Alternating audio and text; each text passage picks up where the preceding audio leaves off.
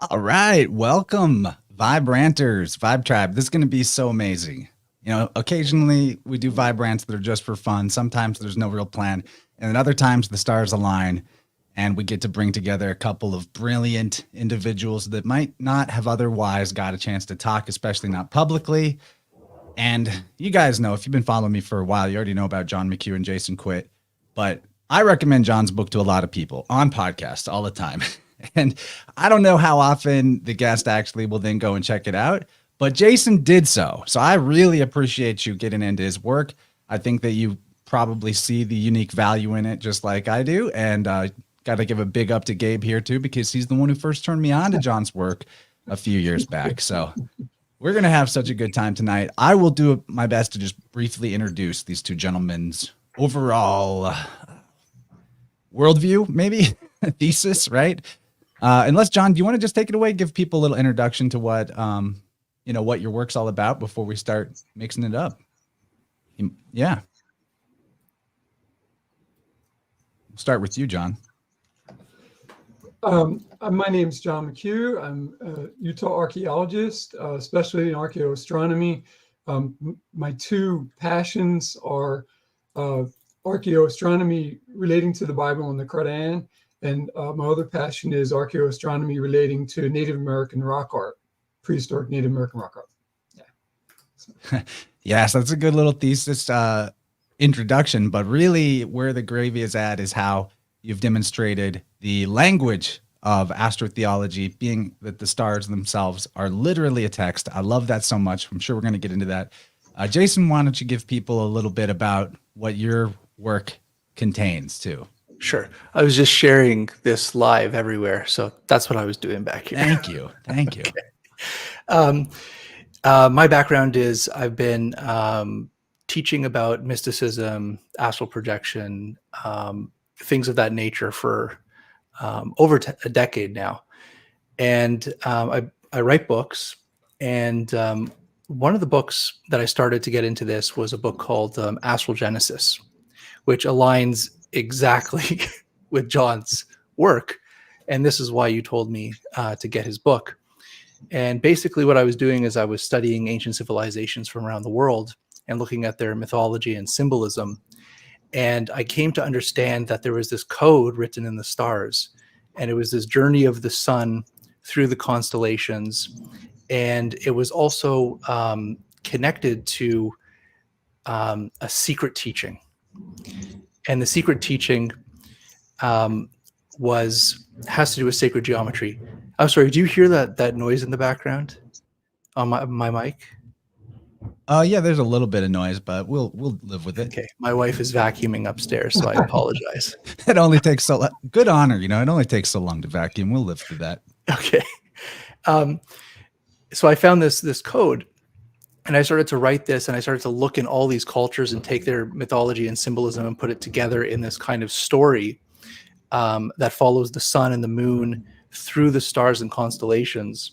And then I started to get into Mesopotamia, about the Anunnaki and the ancient gods and the ancient Sumerian tablets.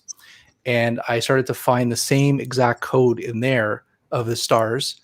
But I also found it not only symbolic, but sacred geometry and number system inside the ancient tablets that basically describe the measure of heaven and earth and the planets and the stars.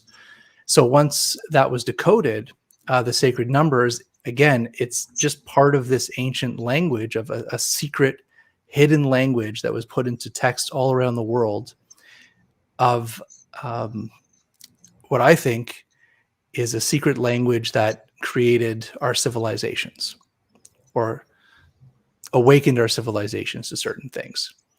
And tonight, I think I'm going to try something very big. I'm going to try to prove that they had this knowledge all around the world, and it was so specific that it was not a coincidence.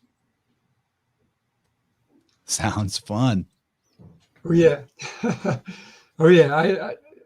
I just want to say, Jason, it was a pleasure speaking with you over the weekend. We went through your slides and all. I just, not trying to monopolize everybody's time, but there was a book that was written, we were talking about this, I think it was in the 1960s, called Hamlet's Mill. And it's basically the idea that the celestial code was this knowledge of the passing on of these mythologies was connected to precession of the equinoxes, which you talk about. But that book is really inaccessible. It is disjointed. One of the authors died, and it's co-authored, it's a heavy read. What you were presenting is really, simple's not the right word. That's not accurate. It's accessible is the right word. It's really accessible. And it was a pleasure as we were going through it over the weekend. I really enjoyed it. Yeah. I totally get what you're saying. Detailing this stuff is tough because the details are so sprawling. Yeah. And there's so, like, we're talking about the whole world here, that you could get lost for hundreds of pages or several hours of speech just describing all the versions of one particular element of the symbolism. As I did last week, spending almost 4 hours discussing arc symbolism being the same as egg symbolism, being the same as sometimes a severed oracular head, and all these different pieces that fit together. So yeah, I like that about your work too, Jason. And Gabe, what is these guys? Yeah, I see you chomping at the bit. I just can't wait to share so many things. Synchronistically speaking, just yesterday, Jason, I was refreshing my memory on the story of Theseus. And sure enough, Theseus has a namesake vessel called the Ship of Theseus. And in the stellar tableau, there's only one ship of Theseus in the sky. It is the Argo constellation. Mm-hmm. And it is broken up into many pieces. And I believe that what we do when we syncretize to the stars is we reassemble the ship of Theseus. And every time it comes together, we can all agree that this is a ship. And we use that as an imaginative vessel, in fact. And I just...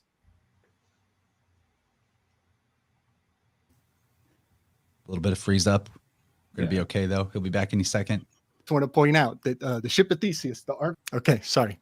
And starting off with July, the calendar spells your name, Jason. July, August, September, October, November. Jason, it begins at Argo. So Jason and the Argonauts, that's what we're about to do right now tonight. Everybody get on board. Here we go. Throw up the slide right now. Just throw up this slide, because this was something I just added.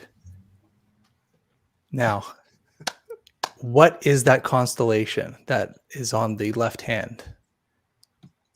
It's a little difficult because it's very ancient, so I'll just tell you. It's Vela. Sail. Okay, sails. Yeah. Here we go. I'm so excited. I must shut up. No, this is a mystery and I just added it because of synchronization, obviously. So this is a artifact that was found in Florida, and it dates back, I think, 1,000+ years. And the person that showed it to me, I wish I still had their contact because I need to get this. But on the other side, it shows these symbols. And I believe that these are star symbols that have to do with the rising of Vela and the beginning of the new year, just like you were saying. They look like stars. And I'm just curious. Do you have any provenance on that? Do you know what culture that is? I mean, is it Native American? It's Native American. Yeah. It was found in a site in Florida, a Native American site in Florida. Yeah. And it was the problem with this type of work is that these are private artifacts. Yeah. So it's from a private collection, and it was kind of jumped around to many people over the years.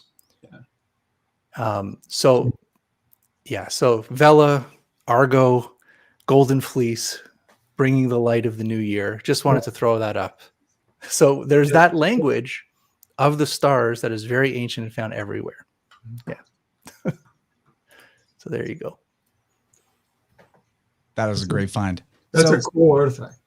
It's a really cool artifact. And exactly that point is so important. The private collection aspect of so many of these things. Man, if we really had everything in museums and all the stuff in museums had a live stream camera on each artifact 24/7. This kind of, rigid academic paradigm that disputes this cultural diffusion in this ancient worldwide seafaring priest system would crumble. That edifice would fall apart because the evidence is for sure there, but it's kind of scattered and people are so caught up in their specialisms. So I think that for time's sake, we ought to get into somebody's slides. Where should we go first? Can I syncretize the vela to some modern day symbols? I just want to mention, this is the beginning. Yeah. This is the beginning of the show. So we lift the curtain for the production, so there's a veil at the beginning. There's a veil at the end.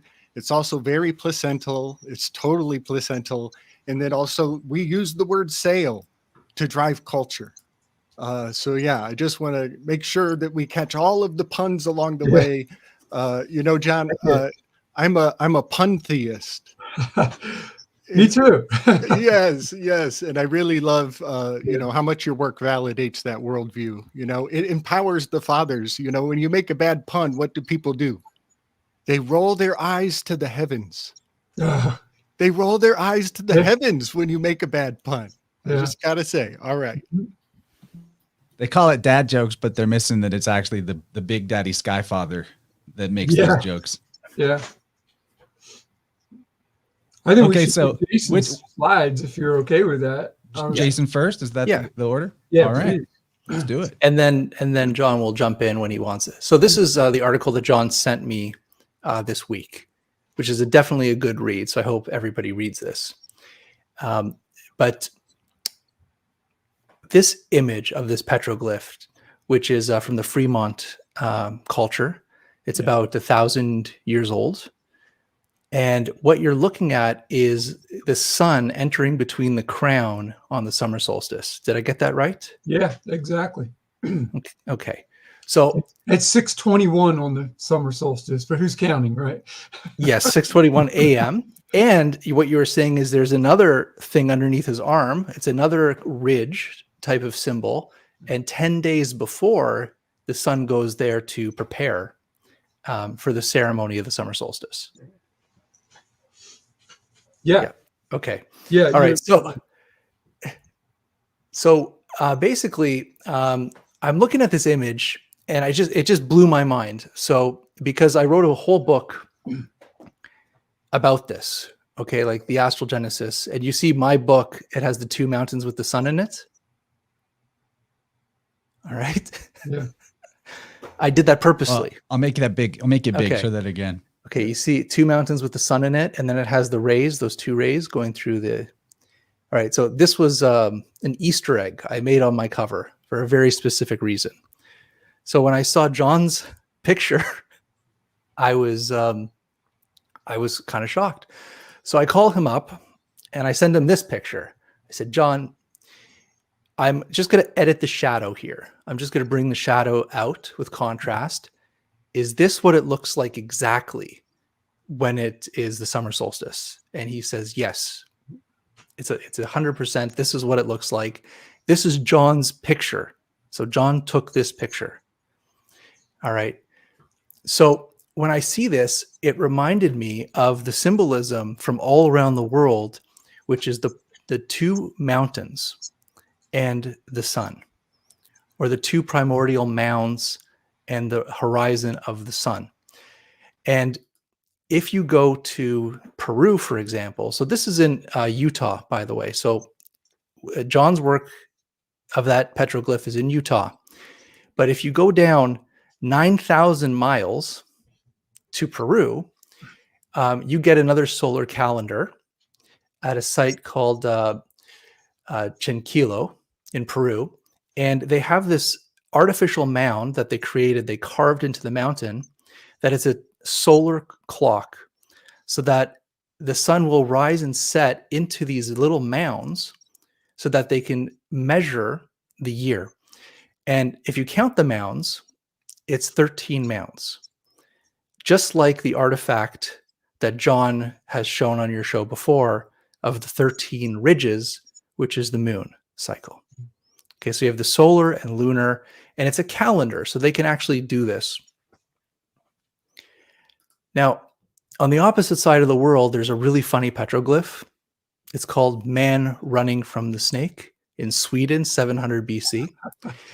And they say that this is a snake, a double-headed snake, and the man is running away from it. Tell me, does that look like the man is running away? No. He looks very excited to see that snake. Unless he's a front-tailed dryad. And it has the sun coming up over the ridges. So remember, we're looking at something symbolic. There's a story that's being told here, but we have lost the language to understand this. So this would be like, is that pre-opus or is that pre-ophis? Because there's a snake. I wouldn't say that it is a snake. I would say that it's actually a mound, or a horizon in the sun, and that would probably be around the equinox in this area. So this guy's celebrating, I think, the spring equinox. That's why he's very happy. And so the erection is fertility. Correct. Yeah. Yeah, because that and the erection is the symbol of fertility that's also found in Egypt and many other places around the world, especially in China and Japan. They have actually festivals of them walking giant penises down the road during this time of year. Right. And I just want to point out that, the 90-degree angle is the cornerstone of building structures and society at large. But also on a zodiac, we think of it as 90 degrees, but the negative space is 270. That's a birth cycle. Yep. The other half of a circle is the 9 months of a birth cycle. So fertility indeed with the erection. So when you go to Egypt, they have the symbol called the Akhet symbol, which is the two mountains with the sun rising or setting. So you have this, and you have the two Aker lions, which is symbolism of the sun, which is the symbolism of summer solstice. It's the symbolism of yesterday and tomorrow. So this is from the Book of the Dead. So if we take that symbol, you can see this is the same thing. It's the two mounds holding the sun. So we have Utah, Egypt, two mounds holding the sun. Mm-hmm. This is another hieroglyph, the Akhet hieroglyph. And here we have the same thing from Maya, from the Mayans. This is the fourth day of Kukulkan, the feathered serpent. And this symbol is associated with fertility, abundance, serpent, growing grains, and harvesting. And you can see it's the two mounds, the horizon with the sun. All right, so we're going all over the world and we're finding the exact same symbolism, meaning the exact same thing for the same amount of time. Now, if we go far back in our ancient history and we go to Babylon, and we go to Egypt, we see the same symbolism over and over again. Here we have Enki rising between the two mounds of creation. In fact, these are the trees of life growing on the two mounds, and you can see he's holding the vessel of water, which is associated also with Aquarius. And you also have Lady Hathor, which is the Lady of the West, in the form of a bull, coming out of the primordial mound of the West. And the reason there's the West mound and the East mound is because the West mound is when the sun sets. So the sun goes to die and enter into the underworld, where the mound of the East is the rising of Horus. It's the birth of the sun, the new creation. So you have these two polarities symbolized in these two mounds. Now, this is called the pyramidon, and this is from the New Kingdom. I just want you to look at this very closely, and we'll start with the one on the right. You have Horus, and he's dead. Okay, he's mummified. He's sitting. He has the ankh, the life coming out of his knee. But I want you to see he is inside the mountain. Okay, so the sun is set behind the western mount. So now Horus or Osiris is dead, behind or in. He's made the journey within the underworld into the western mound. And then when you turn the pyramid to the opposite side, you have Horus born. So the sun is born again. So you have Horus resurrected with the sun.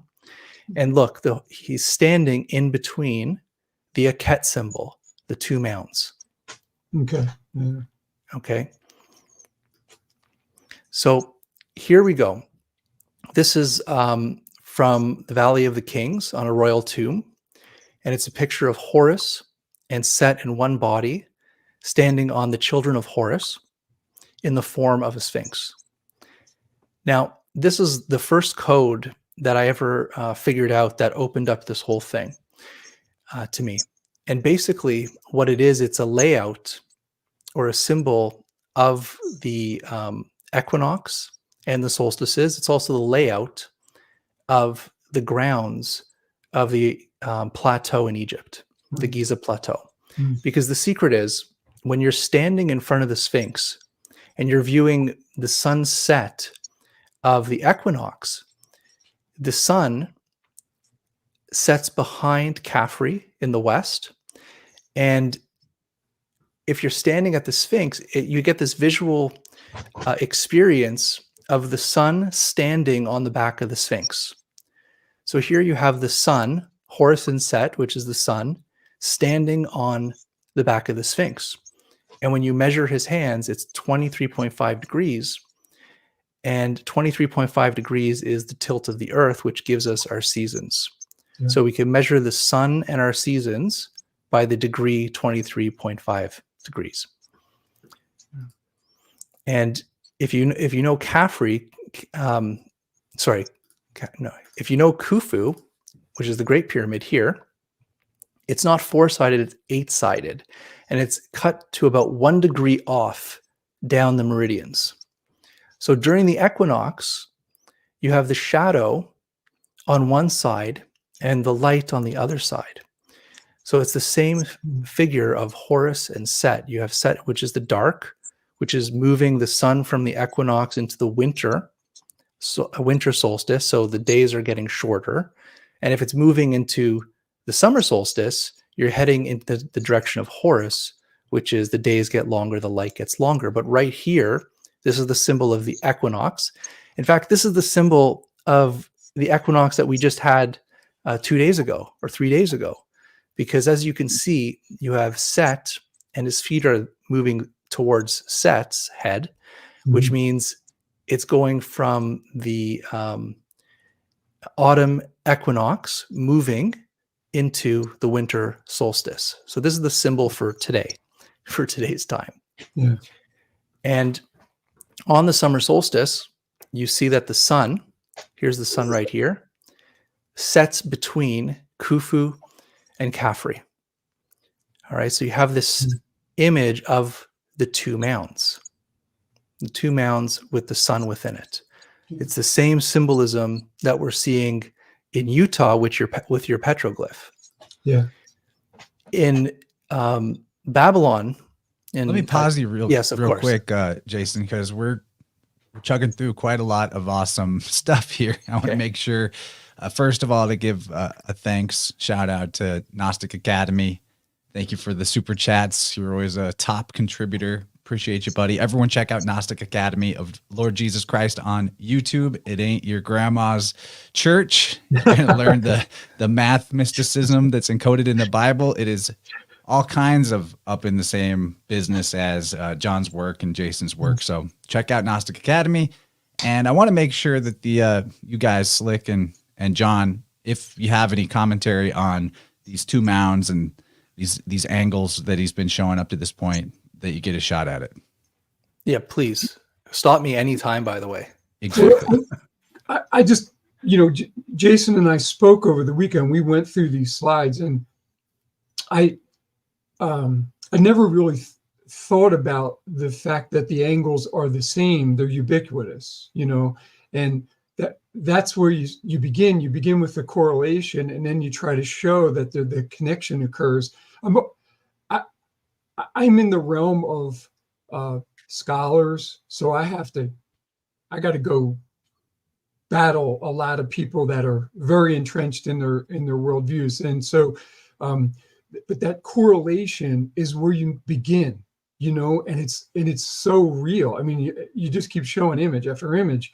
And the other thing that stands out, Jason, is, again, I'm going to use the term here, and I don't mean it in any way derogatory, but it's pre-scientific peoples. They think of the world as a duality. It's the upper world and the underworld. We're in the upper world right now, and there's an underworld. And you're pointing out that there's a summer solstice, there's a winter solstice, there's a life, there's a death, and it's just really intriguing. It was refreshing because when I saw it, I'd never thought about it, So. No, thank you.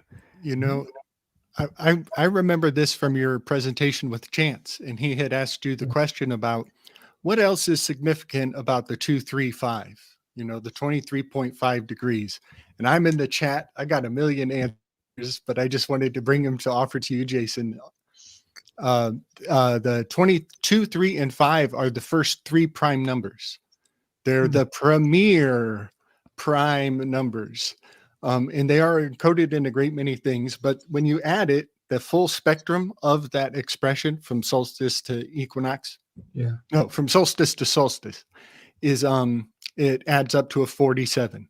And 47 is a very sacred number. And like you were saying, you were picking up on codes hidden in the fine minutia, and those codes are just blooming still. They're still blossoming. So yeah, 47 is the number for silver.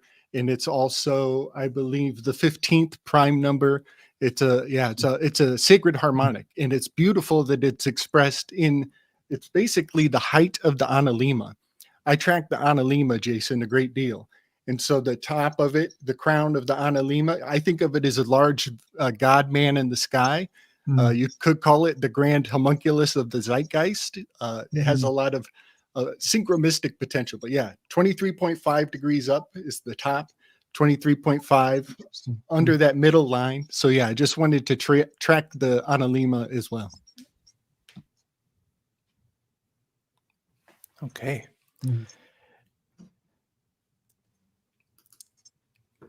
And continuing on this theme, and this whole talk tonight is continuing just on this one theme, because I want everybody to know how obvious this is and how widespread it is and how it all connects to the exact same mythos.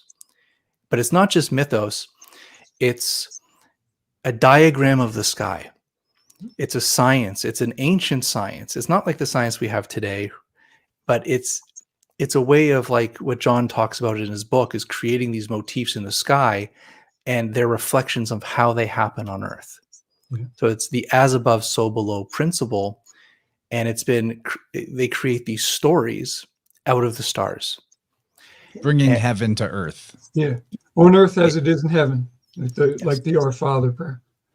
Possibly even a touch of like ceremonial ritual magic in this, that the more you emulate the pattern, the great father, the potter, the more creative power, your generative power, fertility, fecundity, your civilization is going to have. It's an abstract idea, but when we look at some of the civilizations that were doing this, that the ones that we know about, not maybe there's precursor ones, the longevity aspect certainly seems to be there with a lot of these cultures. Can I just interject something that just came up that you guys might be intrigued about, and the universe viewers might be intrigued about? Is, so we think of astrology as a pseudoscience today. Like, people read their horoscopes, and if it's a good one, they're like, oh, maybe it'll happen. And if it's a bad one, like, I don't believe in this stuff, But 40,000 years ago, the people who could read the stars and predict what was going to happen on Earth regarding the reproduction of aurochs, which are wild cattle, the reproduction of woolly rhinos and mammoth that they were hunting, and then all the wild seeds and the wild nuts and roots that would occur, that would be ripening. Those people were the most important. They were the wise men of their culture. And that's where astrology began, that ability to predict what can happen in the future. And although we're talking, Jason, your sacred, geography and how certain motifs keep showing up when we connect them to stories. The stories are they're true, but they're like eternally true. If you know what I'm saying, they're cyclically true. You tell them at a certain time of the year. That's right. Yes. I love to point out how Thales, one of the earliest philosophers, it is said that he died while looking up at the heavens. He wasn't watching where he was walking, and he fell into a hole, and because his head was in the stars.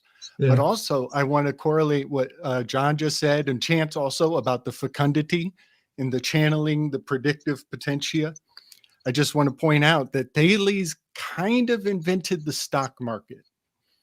And that is in that he predicted a drought was coming, and so he bought up all the mills.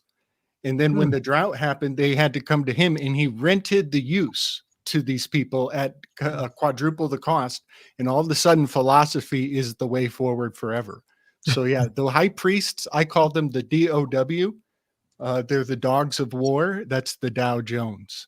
And they still speak this language. So I'm super excited to be more affluent.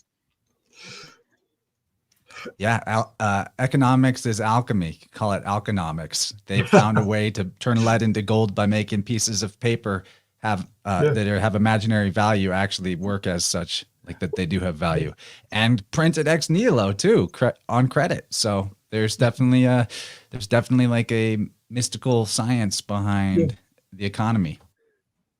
What was that J.P. Morgan quote? Where it was millionaires don't use astrology, billionaires do. Yes. And one thing that I really like in John's book, I haven't held my copy up yet, but is we think of astrology, judicial astrology, as predicting the future. But to the ancients, it was equally valid to, and possibly more important, to establish the history of past events, especially in how you could then create a line of descent for your ruler or your nation or your kingdom or empire that comes from the great father or a savior, deified figure. So astrology goes both directions. You can see the future and the past in it. All right. I'll bring back your slides. Oh, big thanks, Braden and Slow-Mo Moonbuggy. Really appreciate these super chats, guys. Awesome. Especially with baby coming soon, any day. So this is an illustration of the Seal of Ada. So this is over 4,000 years old. And it shows Enki, it shows Ishtar, it shows Shemesh. And you can see that the motif is still there. It's the two mounds. And in the book, my book, Gates of the Anunnaki, I talk about this, where the gods were not just the stars, they were the seasons. So they represented times on the earth. And this picture, this seal, explains it so perfectly, where you have Enki, who is Aquarius Pisces in the horoscope. And you can see he has the water coming out of him, the fish. He's stepping over Capricorn. And if you have a zodiac, you can actually see how these are all related to each other. Mm-hmm. Or a star map. In his hand, he has Aquila, the eagle. And in the middle, you have the summer solstice. Again, you have the sun. Shemesh is the god of the sun. He's in the middle, rising from the horizon. He's holding a knife, and he has these heat hazes coming off his shoulders, okay? So this is the sun. And you have Ishtar standing on the opposite mound, okay? And she's holding in her hand barley or wheat.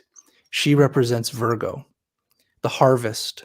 Yeah. And if you look closely and you look at Shemesh, he's holding her by the foot with the knife up because he's about to cut her down.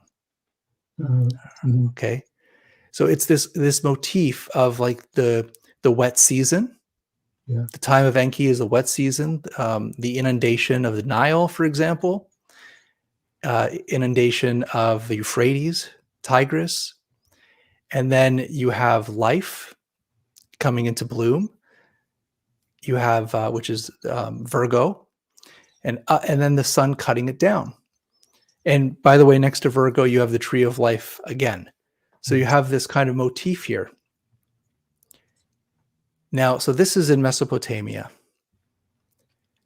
Now I'm going to go all the way back to, yes, none. Good. Okay. Jason, I Yes. want to mention a shape of the earth under their feet. It looks like a key. It has a key is, the teeth of a key that would open a lock. It seems to also be somewhat encoded in that, which is now making me think of a skyline, or like when you look at a mountainous range, it looks like the teeth of something. But yeah, that's really neat to see that. And can I just interject, just for your viewers? So Aquarius it's the god of the great flood. I mean, the Enki, the Sumerian Enki caused the flood. In Babylonian, it's Ea. It's the god embodied in Aquarius. And so, although the water here is in a fecundity type thing, as in the big picture, when you what Chance just said about astrology predicting the future, but you also had it was in the old days when I was first doing this research, I used to call it astrology in reverse, but it was history verification. You looked into the stars for history verification. So I just wanted to point that out, Jason, because not only are you showing a seasonal event, but there's this guy that just caused a flood too while we're at it, so. And it's amazing. And this is why we're even together tonight, because when Chance told me to get your book, and it's like, you basically have the map when it comes to the scripture connected to these events in the sky, these motifs in the sky. So when I read your book, I was like, I did the same thing, but for these other guys, for Egypt, for this civilization, for this culture. So it's like, I love meeting people that we speak the same language. Yeah. All right. So I'm going to go from Mesopotamia now. I'm going to go back to the other side of the planet, which is Peru and Utah. Okay. So we're going to go right back to where we started. So this is the Mochi culture in Peru, and they existed roughly around the exact same time as the Fremont people in Utah. So you have two cultures existing on the planet at the exact same time that have the same symbolism. Now, if you go and see a map of where Utah is and where the Mochi people existed in Peru at the same time, if they did it by land, first of all, they'd have to cross mountains to get there.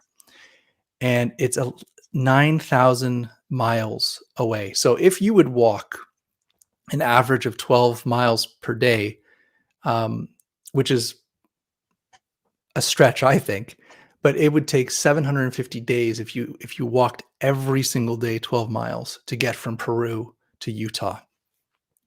So we have to kind of think of, how was there a connection to these people? And if you go to academia, they'll just laugh you out. There is no connection. There's no possible way that these two societies could be connected.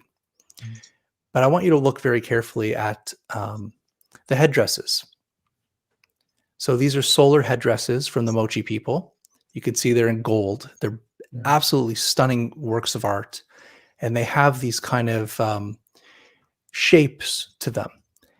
And in your writing, John, you spoke about the shape of these hats as being oars. Yeah, we couldn't come up with a better name. Okay. Well, an oar head is bigger, just not because they're really oars, because they just look like oars or paddles. Okay. All right. Well, it was the first time I heard that term. I liked it, actually. Yeah. So these are the oars, or the but you can see how they're all very similar. All right. So to the eye, you can say, yeah, they're similar, but that still doesn't prove that there's a connection here, right? And the distance it's unheard of. Like they're not going to be walking from one place to the other. It doesn't work like that. And then in Egypt, they also have these incredible headpieces. And I want you to look at them very closely. This is Hathor, the goddess Hathor. And you have the horns. Can you go back to the previous one real quick? Sure. Now, there's another element of cultural diffusion that might be implicit in this gold work that they've got in Peru, which is one of the only other civilizations that we have such intricate, like filigree craftsmanship is the ancient Etruscans. And there's, I think that the jury's still out on a lot of the way that things were, who the seafaring people were, or, when they even talk about Phoenicians, there's reason to possibly think that that maritime empire might have been more centrally located on the Italian peninsula than in the Far East. And they're one of the only other civilizations that have that level of goldsmithing. But the artifacts are mostly in private collections, kind of hard to find. And I would just want to put that out there for people that do look at this stuff. If you ever come across like Etruscan artifacts that show these angles on a head of something or mountains or something, I would love to see that, because I think that it possibly could exist, and that would be a really interesting connection. I'm going to start looking. I'm going to start looking for that too. Yeah. I think there's a lot of untapped there's a lot of untapped gold literally in the Etruscan civilization, especially on the alphabets level. I'd like to make these things modern all the time and point out that we still venerate the headdress. And this is how you identify somebody from a far distance, is from their headdress. You can see the feathers of the flock that they from their region, actually. Mm-hmm. Well, we do this still with the postal system, because your address is how people can track where you come from, where your intentions are being sent, even your some of your political propensities, like your demographics. There it is, your demographics.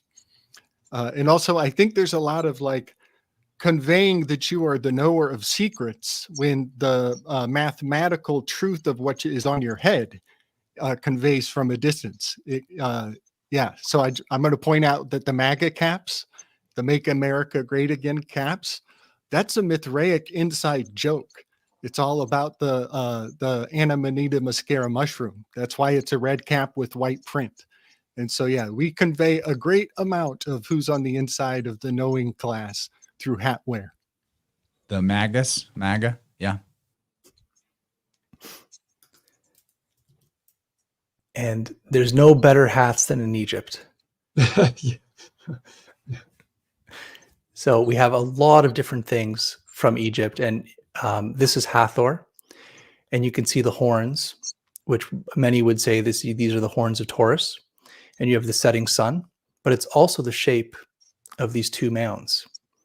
It's the same thing as the setting of the sun. Now, I hope you can see this, because this is very interesting. You have the two serpents, and you have the rising sun and the setting sun.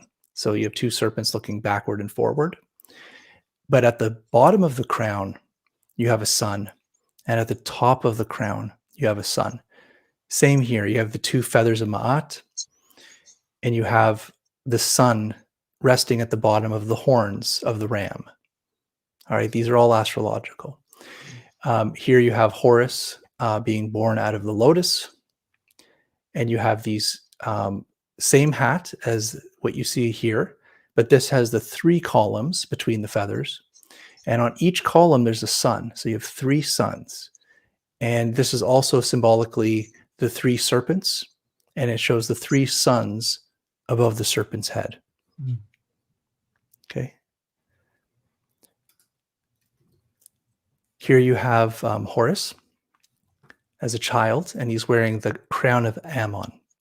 And again, you have these 2 kind of like pillars, rounded pillars above his head, and you have the sun at the bottom. So the rising sun, Horus as the rising sun.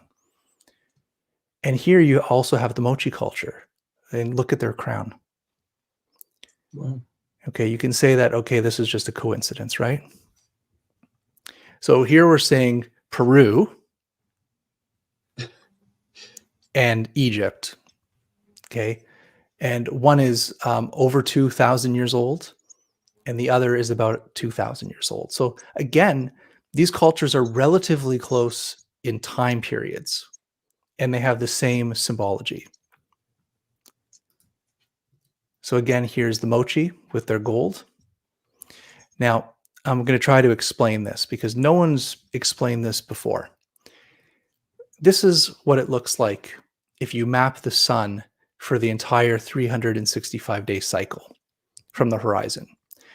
And John, you may want to jump into this because to explain the northwest and southeast, southwest, The sacred northeast, directions. the sacred directions, Yeah. correct?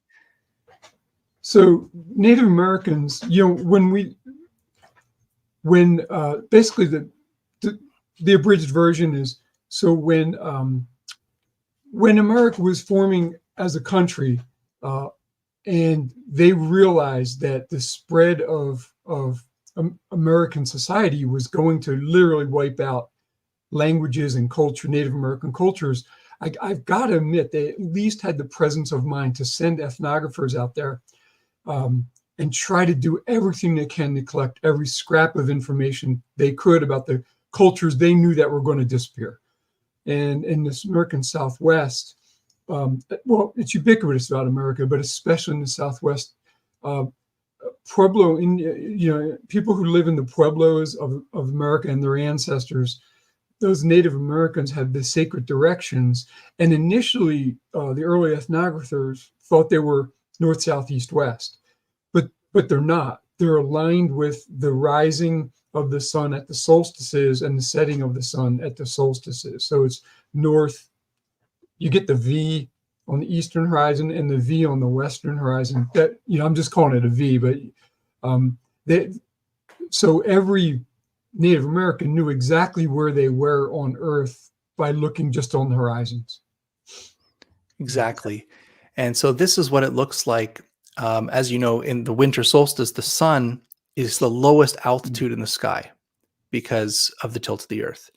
And as it moves to the horizontal cross of the sun and the Earth, that's when we have the equinox. We just had the equinox. So the sun is in the middle. And then the summer solstice, it's the most high altitude in the sky. This is why we have the summer. Just very simple. And you can see across the horizon here, it also moves from north to south on the eastern and western horizon as it sets and rises. So I'm just going to lay this here, for example. So if you have the winter solstice here, as the year goes by, the sun will rise to the top of the summer solstice. See the crown? The sun is in the winter solstice, and it will go through its cycle to the summer solstice. Mm-hmm. All right, so the same crown, same iconography, Peru, Egypt, same time period too. Mm-hmm. It's the same thing with the rising of the Jed Pillar and Osiris, the rising of fertility of the land, of the vegetation. Because in Egypt, when it's in winter solstice, it's actually the beginning of the wet season. So this is where life begins, is when the sun is in this position. Jason, I'd like to mention I've been studying a particular part of the brain. It's called the suprachiasmatic nucleus.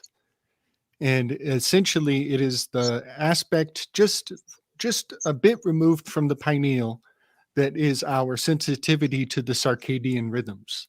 And I believe that this is harnessed and used in art craft in really fascinating ways, including ancient murals, but yeah, like you're pointing out right now.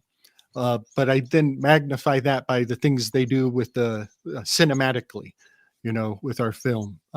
And Chance studied film, and he can tell you that they do a great amount through conveying shifts in light, even subtly removing the camera from higher to lower over time. Yeah, very significant, that superchiasmatic nuclei. Interesting. Yeah, and our light life is so important to our health. I interviewed a woman a couple of years back who had been diagnosed with Lyme disease and was told by doctors, we'll just give you heavy duty antibiotics for about 3 months. And she says, well, what if that doesn't work? And they said, well, we'll just give you more heavy duty antibiotics for another 3 months. And so then she left and she started looking into other ways to deal with her condition. And essentially in today's society, this would be considered extremism, but she began to regulate how much artificial light she was exposed to, and also ensured that she got sunlight on her eyes and on her, as much of her skin and her body as she could, at dawn, mid-morning, noon, afternoon, sunset, getting out there, getting at least 10 minutes or something.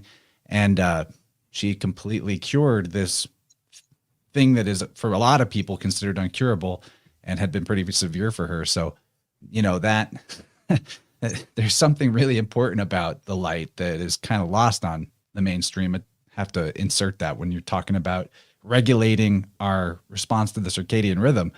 A lot of us are somewhat divorced from the circadian rhythm, and I think our health and our vitality for sure suffers from that. Yeah, I'll mention real quickly, one of the biggest boogeymen in the world is named Cancer. Well, guess what? At the very top of the light cycle, at the pinnacle of the year, is when we're moving into Cancer.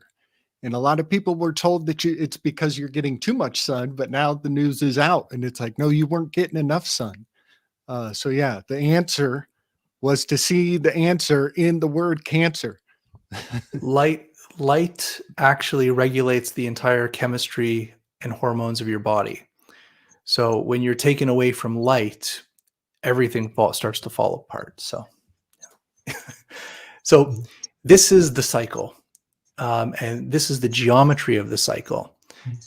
When you have the year, you can see that a solar year, 365 days, it moves from, let's say the winter solstice, which is the furthest it gets at 23.5 degrees.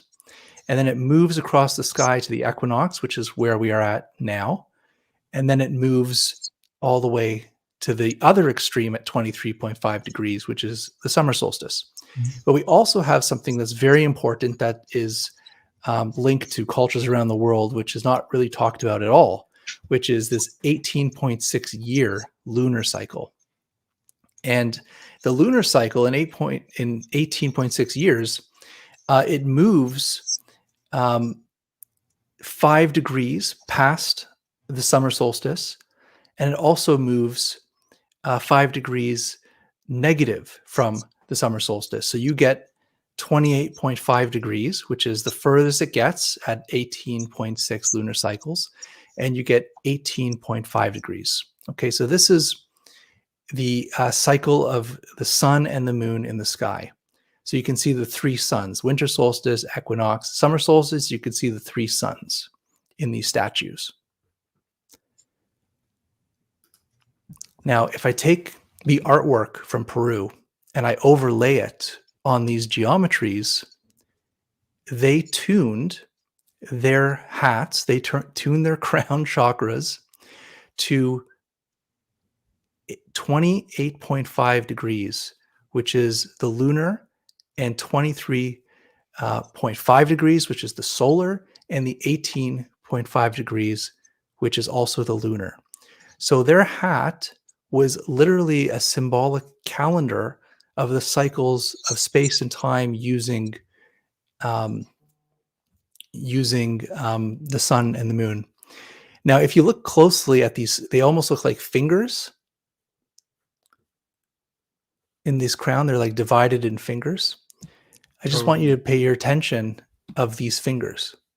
Okay, it's the same type of fingers that are found on this crown that divide this cycle up. Again, we can just overlay this to the other crown, and this is very interesting. There's another triangle on this crown in particular. I'll go to the original so you can see it. See this right here? if we just draw a line to calculate what this triangle is, it's exactly set for 28.5 degrees. So they were encoding their artwork, they were encoding their artifacts with extremely precise geometry of the cycles of the moon and the sun in the crown. And I'll come back to Utah. And here's your Oar Man, summer solstice. You got the two mounds, the sun rising. I decided to measure the Oar Man. And his headdress, again, is exactly 28.5 degrees. His head, hat, 23.5 degrees. His body, 23.5 degrees. And he has these kind of like earpieces here. I don't know what you would call these protrusions under his ear, but then it goes to his arms. And again, those protrusions in his arms are also set to 28.5 degrees. Interesting.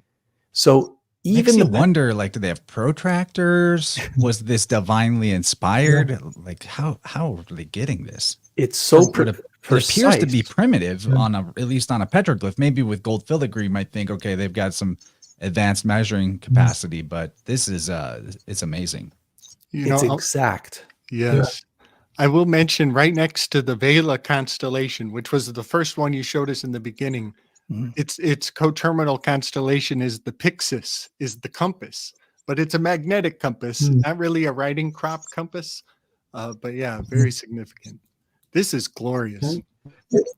Yeah, Now- this Go is the ahead. first time I saw this, Jason. It was really intriguing when you showed it. I was like, that's really great. I just had not ever thought about that. I mean, I've been to this. You remember, I've been out in front of this thing 50 mornings, probably maybe 70, watching the sun, watching where we were running cameras, we took turns, but we had never done this, and it is really, really remarkable. And my research partner, a guy named John Lundvall, has been interested. You pointed out, am I pronouncing it right? The Mochi culture, the Mochi. Yeah, culture? the Mochi, yes. Mochi.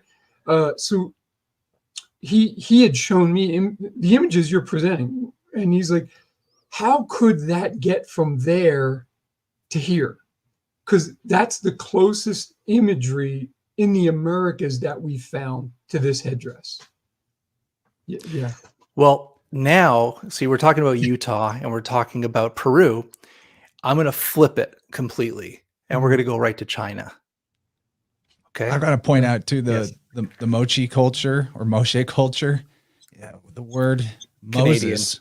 Yeah. Well, the word Moses in Hebrew means initiate, basically, or savior.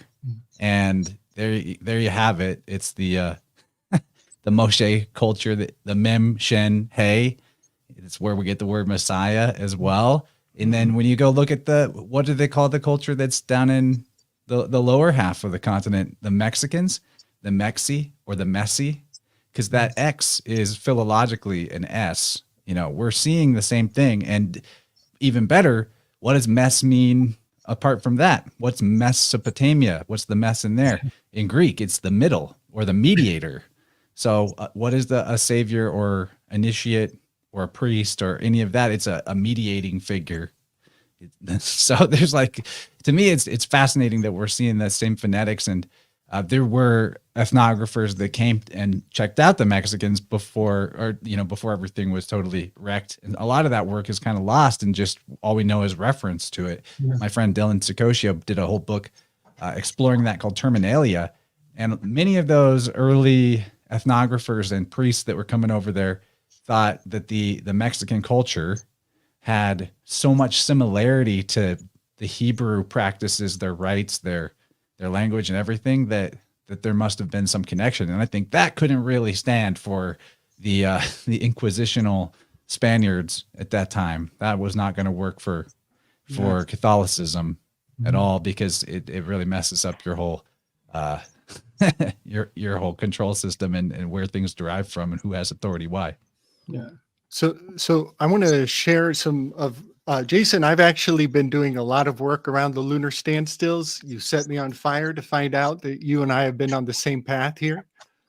And I want to, I got to consolidate a great amount of information, but I want to convey some of my story around the lunar standstills. A thought that I had just yesterday has to do with pre-game meditation that was instilled unto me in athletics as a child. And that is that before the event, all of the guys, they turn down the lights in the gymnasium and everybody has quiet time. And we have a spaghetti dinner, get our bellies full, and then they turn off the lights. If you want to take a nap, you listen to inspirational music, but there is a dimming of the lights. And we're encouraged to engage in creative visualization of the jobs and the geometries that we're going to go out on the field and perform these sacred geometries. X's and Y, X's and O's are going to duke it out on the field. And I realized there's a over magnified intensity to going into the lights to perform. And I think that we are ritualistically embodying what the ancestors did before battles. And I think that's really powerful, because that time of darkness, you're actually convincing yourself to destroy an enemy. You know, you're actually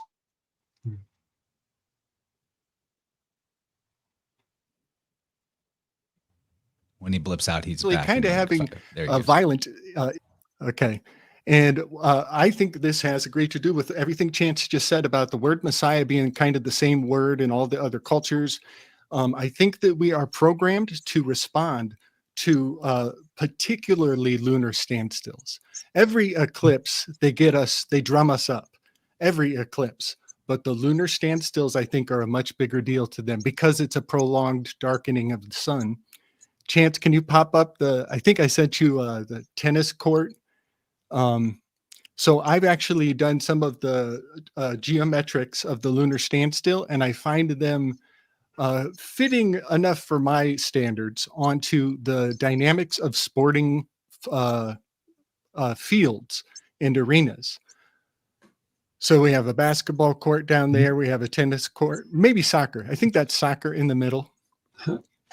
And the dimensions of the field, to my eye, have enough correspondence to the mapping of the lunar standstills. And I'll just point out that the cobra glyph is the nodes. There's a north node and a south node. So yeah, I've been paying a lot of attention to the lunar standstills. Even in the letters RST, it kind of encodes the 18.6 or 18.5. And then one more point. It was in 1860 when the Congress was at a standstill and they did a huge walkout. And to a large degree, everything since 1860, it's all a fugazi since then. And so that 1860, it's kind of a pet number of mine. And so ever since I had my ear to the ground about it, I realized it is very significant. And that one quick leave, if you go backwards and counting lunar standstills, going back to approximately 1811, maybe 1810, they had a year with no summer. And they say that the Mississippi River flowed backwards and there was famine and drought and all hell broke loose. That's the year that Tecumseh did the 20-year curse on the presidential bloodline. That was a very significant year. But if you count lunar standstills from there, it's actually one lunar standstill later that the Nat rebellion kicks off. And if you read about that, it's very like a Messiah has come, the dark sun, and the eclipse is going to turn everything over again. And then, so yeah, I've been kind of following those patterns. And sure enough, Joe Biden is lined up for the 20-year curse. And I think it took place already on 7/22, but that's another theory for another day. So yeah, I think the priest class is still tracking 18.6 for social engineering. No doubt. And just want to add, when you're talking about the names of the Messiah, in the scripture, what did Jesus say? He said, "I am the door." And if you go to back to Babylon, if you go to the Akkadian word Babilu, or Babi, yeah, I think that's how you say it. You're the scholar, John, so you can correct me on this. But that translates to gate of the gods, or gate. So it's gate of the gods. Yeah, so you're looking at the gate of the gods, and Jesus saying, I am the door. You're talking about the middle, okay, the middle doorway. Mm. And with that, I'd like to go to China. All right, so these are artifacts that were found in China Wow. that date back. They don't know anything about this culture. Like, they really don't know anything about this culture. It's very ancient. This was the end of their culture, which is around 3,000 years ago. And what they were saying is this culture was actually there for 3,000 years before that. So this culture is very ancient, but there is really no information on it. And these masks, these bronze masks and figurines are huge. Like, these are not small. That head, that mask is I don't know the exact dimensions, but it's big. It's a big mask. And I want you to pay close attention to the doorway in between his eyes. Okay, the middle doorway. And you can see his eyes are looking out in a very odd direction. So his eyes are not looking straight. They're like going like this. Mhm. And this is the same god, another bronze statue. And you can see his hat. It's going out into this V type of symbolism. And it's an animal headdress, but it has these angles in it. All right. And again, nobody knows what this is, but this is China. All right. We're talking about all over the world now. So now if you go to this guy, Do they have a name for this god? If they remember culturally? No, they don't. They don't. They say it's like the I don't know if it's the centipede god or the caterpillar god is what they call it. But that came from later cultures, and they just said, oh, it's probably that god. But they really don't know. Okay, there was no real writings or anything found like this, just these artifacts. And there's thousands of artifacts like this. And if you draw those angles on these headdress or even his face, it's 23.5 degrees. This ear over here is set exactly to 23.5 degrees, where this ear is set directly to 28.5 degrees. All right. Like, Wow. how is this a coincidence? Now, Wow. I'm going to get even crazier because they have a 3D map, and you can go on the internet and find this 3D map. So I turned the head so you can see it from above or below, and I measured it. And look at the geometry of this head. It's exactly 45 degrees square of the eyes, but the internal of the eye is set at 28.5 degrees. It's a perfectly sacred geometry masterpiece, hidden in plain sight. Okay, so this is China.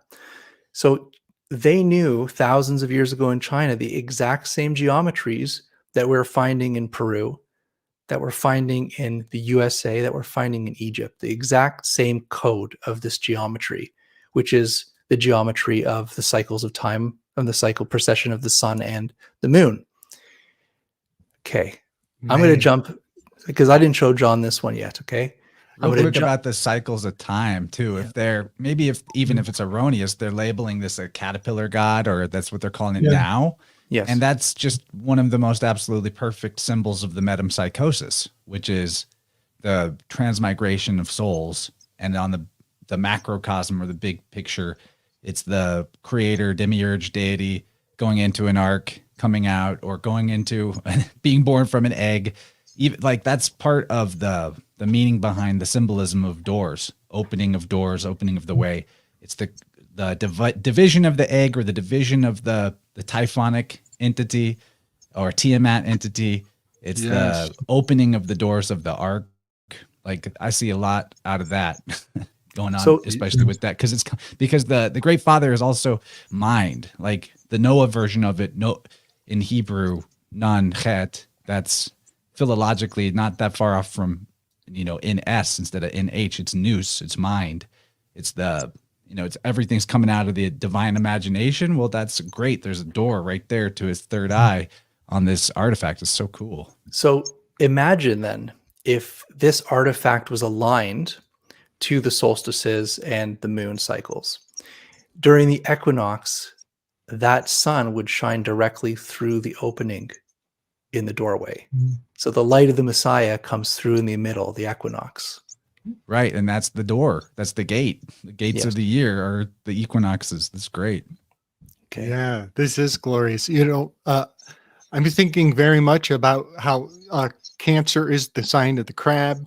His antennas go in these wonky directions. His little eyeballs are kind of like that, like Chance was saying. But then I'm also wondering about the shape of goats, the goats' heads. They have they're clever.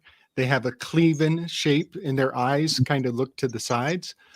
So yeah, Cancer is at the top and Capricorn at the bottom. This is wonderful. Okay, so I'll just go back to this image so you can see the 3D again of how precisely geometric this is. Like, they have encoded this so perfectly so that future generations would have this information, because this is in bronze and this mask is huge, huge. Now, so this is China. I'm going to flip it right back to Ecuador. All right. Or not Ecuador, Peru. I'm going to flip this back to the Moshi culture in Peru. All right. So you have the solar god. And again, what is he holding? The severed head, the axe. And me and John were talking about this the other day. Yes. But I want you to see the dimensions of the artifact itself. This makes me think of the Chaldean cosmogony, where after slaying the mother of monsters, Tiamat style figure, and fashioning the heavens and the earth out of the two halves of her body. Mhm. By the way, the name of that monster mother was Omorka. Sounds a lot like America. Anyway, she after he does that, then he cuts off his own head, and the other gods used the blood and the head basically to create humanity, and that's why humanity is said to be endowed with the divine reason, right? So when I see this severed head, and we're talking about these motifs, I'm thinking about again, it's the mind of God, the nous, that brings order to chaos, that creates the pattern of our existence. And in Astral Genesis, I talked about this type of symbolism, and John actually talked about it in his paper that he sent me from the Pueblo culture. Basically, the severed head could be symbolized also as the harvesting of the fruit of the land, basically. And you were even saying, John, that the corn god is a severed head. Yeah, the Mayan maize god is a severed head. Yeah. Yeah. So remember, these are solar symbolism of seasons of the year. And so showing a severed head is like a symbol of the sun is now killing. It's the time to harvest all the land. All right. So I just want you to see the dimensions here of this strange V-shaped thing. Is exactly 45 degrees. The inner V is exactly 28.5 degrees. The inner V here is exactly 23.5 degrees. All right. It's the exact geometry that we find in China. Wow. So we have same geometry in China, same geometry in Peru. And this is like a buckle or something, but it's gold. Beautiful, beautiful design. So these aren't just these aren't just artisans, is what I want to put out there. These aren't artisans. These are like scholar priests that are writing. It's like we have the Bible, we have the encyclopedia. Yeah. The way that they gave their information was in precise symbology. Precise symbology. So what I'm showing you today is precise symbology that is loaded with information that we've completely lost the ability to read this language. And it's a star language, and it's part of the language that John is talking about in his book. And so that's what I want to leave you with today. I don't want to share any more, but I just wanted to make it abundantly simplistic that everybody can say, this looks the same. All right. I want to do like a cross comparison about, this image or this symbol, but I'm showing you with examples from all over the world, not only the same symbolism and the same type of story, but it's designed with the same sacred geometry to show you what it's talking about. So it's not just an opinion. Oh, they're talking about the sun or they're talking about the moon. No, they're literally telling you this is the geometry of heaven and earth. We're going to encode it into the symbol itself and tell you what time of year it is, what God represents each season. And that is the way they conveyed information to the select people that knew about this hidden language. And I know John talks a lot about that hidden language. Yeah, the esoteric, right? I'll just say it's funny how modern academia still is kind of debating whether or not there's esoteric meaning hidden in the philosophical writings from the Western literary tradition. Go back to like the 19th century, and Goethe was trying to say, hey, you guys are forgetting. This has been here the whole time. You're forgetting. And then it's just totally forgotten. And now we're having to rediscover how that even worked. But of course, that would apply to artifacts, to physical crafts too. Same deal. Yeah. And there's stories connected to it as well that are elicited when you look at a certain image. You tell a certain story at a certain season. That's where you get the idea of cyclical time. We live in a linear time now. It's 2024, then it's going to be 2025, but our ancestors didn't. They lived in a cyclical world where you relive the past and the present and the future throughout the year. Jason, I really love the way you use the word simplistic, accessible. It's not simplistic, it's accessible. Did it in a very just really accessible way. Like, you don't have to be an astronomer to see that. And that's what's so powerful about it. Hamlet's Mill, you got to read that 3 times to figure out what the heck they're trying to say. You know what I mean? And it's crunchy. It's right in your face. It's just right in your face. And just, again, before I turn it back to everyone else, like we were talking, Jason, we were saying, the big mystery is, the big argument among scholars is, does this information, was it parallel discoveries throughout the world, or was there cultural diffusion? And most academics are in the parallel discovery realm. Not all of them, but most of them. And I wanted to point out, there was a scholar, a Harvard oceanographer named Barry Fell. And his specialty was oceanography, but in his travels, he was coming across things like Arabic scratched into like the Baja coast and stuff like that on the rocks. And it makes you sort of say, wait a minute, there's probably a lot more cultural diffusion than we're giving our ancestors credit for. And there's a whole website called Migration and Diffusion, put out by Christine Pellick. I think she's in Germany. And they've got all these different articles discussing how this stuff could have been transmitted, and some specific examples to support what you're talking about, Jason. And you can find some of John's articles on that website. Oh, yeah. Yeah. I don't talk much about that, but there are some that you're like, whoa, I never even thought of that. You know what I mean? And people are giving you really tangible, and not just circumstantial evidence, but real tangible evidence that this was found here. This is from this culture, and it's found here. Remarkable stuff. I would say that, and this is where my path has been going, because I've been finding those connections where, to me, it's so obvious that it's not even a question anymore, that there was some type of diffusion of knowledge. And I love bringing up the creation myths of Babylon, like the Enuma Elish, which you're very familiar about.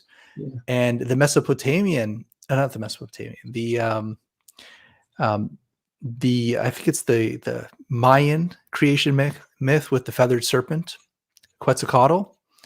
By the way, that's such a evidence of diffusion, the feathered serpent that's in Egypt and the Maya. Like we hadn't even brought that up, but that's a big one. But just, and I'm trying to remember off the top of my head, but I know that in both epics of creation, from when Marduk rips apart Tiamat, and half her body becomes the earth and half her body becomes the heavens. And she is in that state. She was a kind of like a serpent, a dragon, like a crocodile monster. She transformed herself. And if you go to the other side of the world to the Quetzalcoatl myth, him and his brother rip apart the sea monster, which is the abyss, and half her body becomes the earth, half her body becomes the sky, and then creation could start. So it was. And you go back over to China, and you have Pan Gu, who is the creator, who takes the primordial universe that's coalesced into an egg, and he comes out of the egg and splits it in half and makes one half heaven, one half earth. That is repeated over and over again, and that's why I say the egg and the goddess or the mother of monsters. It's a dual symbol. You know, it can be it's described one way or the other. And I associate the ark with that too, because the ark contains all of the materials for the new world, all of the, the 2x2 of all the animals and such. Yeah. So now it's like we're going further than this. We're taking the myths from around the world and we're matching them to the artifacts and the motifs. And now we're matching the sacred geometry and the star language to it as well. And we're finding that it's all lining up. The names may have changed. The stories may have been altered. The gods' names are changed, but it's the same motif over and over and over again, matching to the same stars. And I want to talk about the Pegasus, the square of Pegasus, because that is absolutely fascinating. That I want to hand over to John. Maybe you have some insight on that. But I sent you an email, John. I don't know if you saw it. No, I saw it. I've been working, I've been teaching, and I've been busy. I got it. I'll get back to you. Okay, no, because basically, when you were talking about the Iku, the field constellation, which is the Pegasus square, I was reading the pyramid text the other day, and I kept coming across these lines where, oh man, I got to pull this up. Just let me see if I can read this.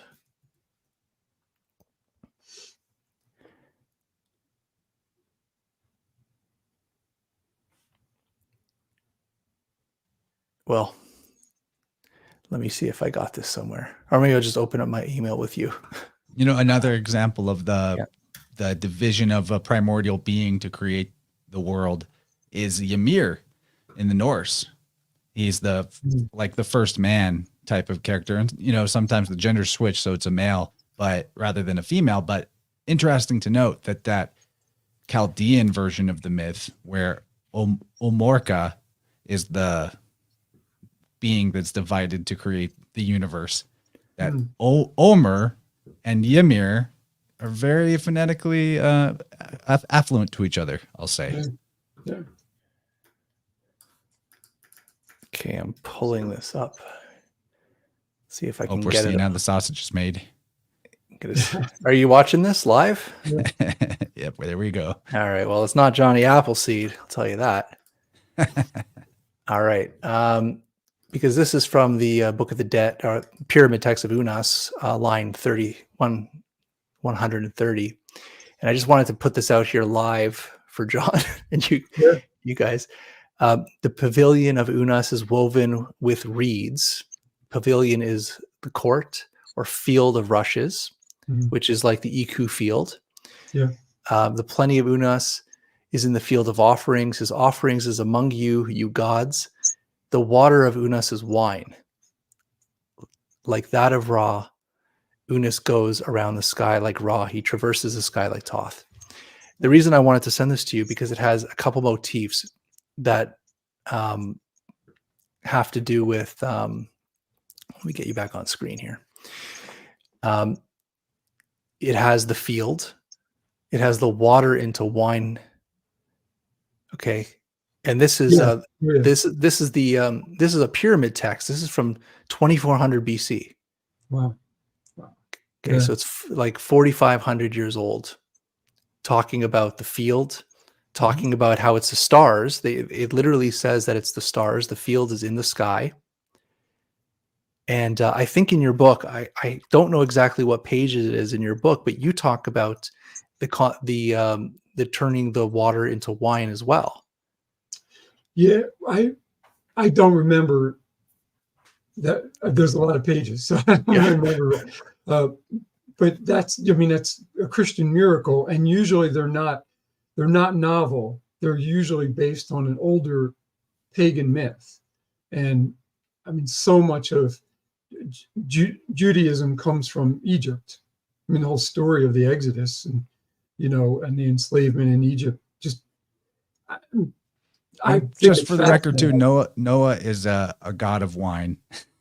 He teaches humanity to plant the vine and to create wine. Has a drunken episode. A lot of earlier mythologists were quick to associate Bacchus with Noah. And there's even, I don't have the receipts on hand, but there's even some record of a flood myth from the Mexican culture. I think their deity was Cox, and that he was associated with the vine as well.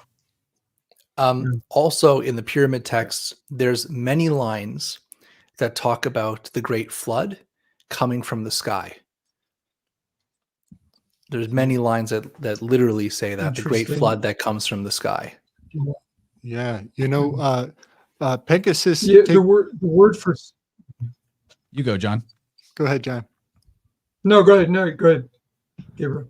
Well, I was just going to point out, Pegasus occupies a great amount of the winter times of month. It comes out around Aquarius, but it's so long it bridges across Pisces and into Aries. So I always think of this signifying the snow, because it's it's a white horse. But then that snow, of course, it congeals on the top of the mountains. And then as the springtime comes, it fades away, it melts and becomes the what they flood the fields with. Yeah.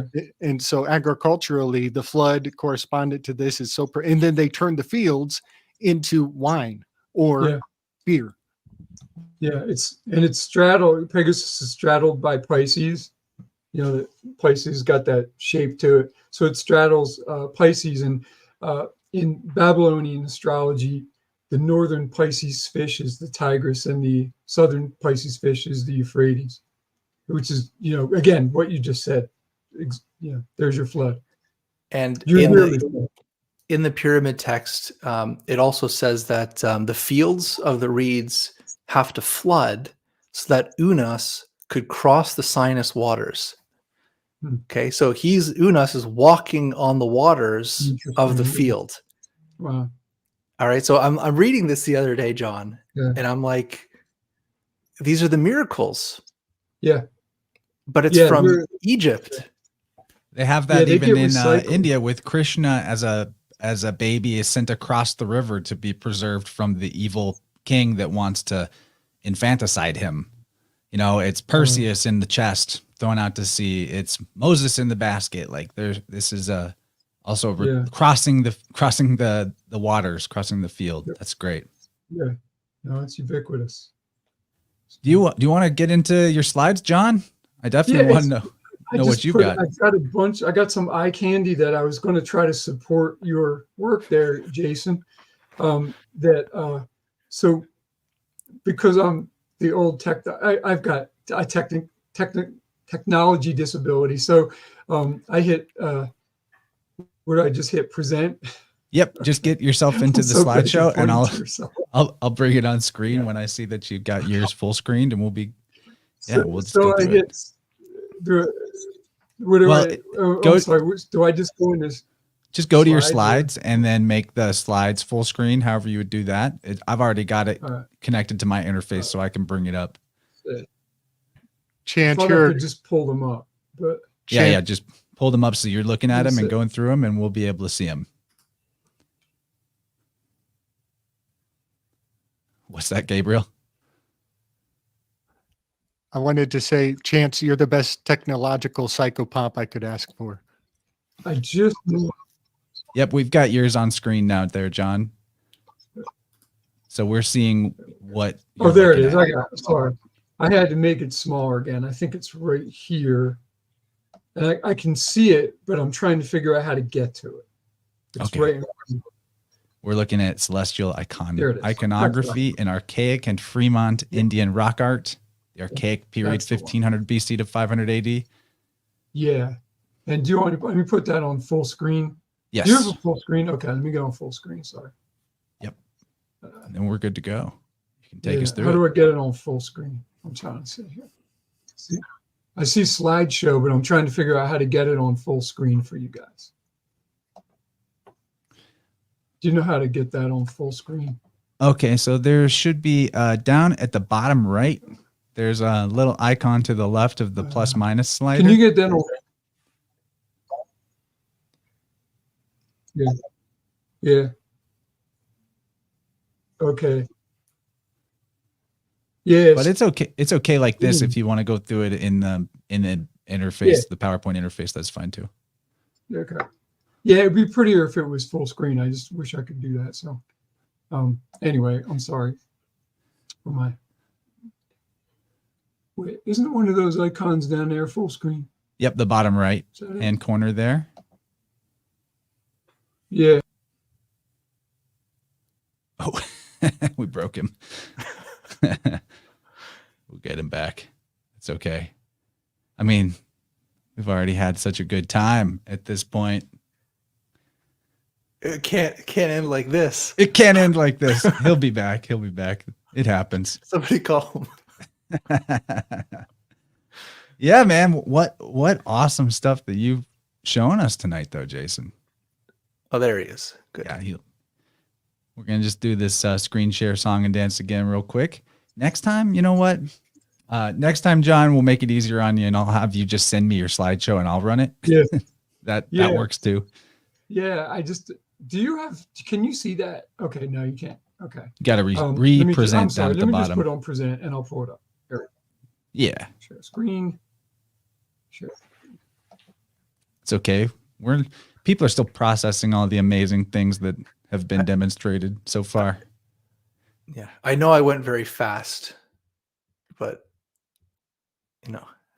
it was just a simple concept I wanted to get across. Or not a simple concept. Whatever John said. I'm just feeling so lucky and blessed that I get to be the channel where this stuff gets talked about. It's so cool. Yeah. Well, you're bringing all of us together. That's the goal. Yeah. Yeah. Sorry about this.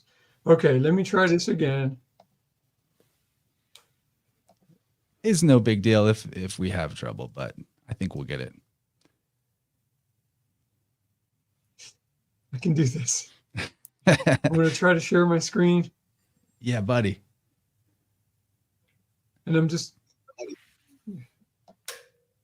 all right.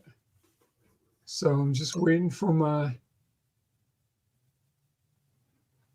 I'm waiting for that image to come up, and I'm not getting it. Shoot. Shoot. Let's present slides. Let me try the slides. So I'm just going to send them up. Here they come.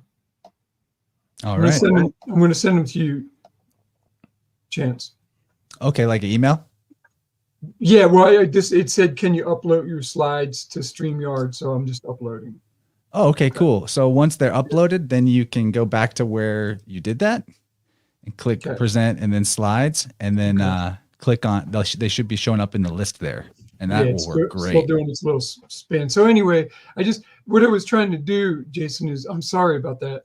No problem. So all your viewers, but I just was trying to show that there's it's not necessarily the stuff I was going to present isn't necessarily sacred geometry, but it's got the numbers of sacred geometry, and it's got the imagery of sacred geometry, and it shows that you're dealing with people who really read the sky, who really understood the sky. They understood the constellations, the movement of the sun and the moon. There it is. Okay. Perfect. Okay. So Now I can control going forward and backwards, John, so you can just look at us. Just go through. There we go. Got a little smaller than I expected, but go ahead, keep going. So yeah, All right.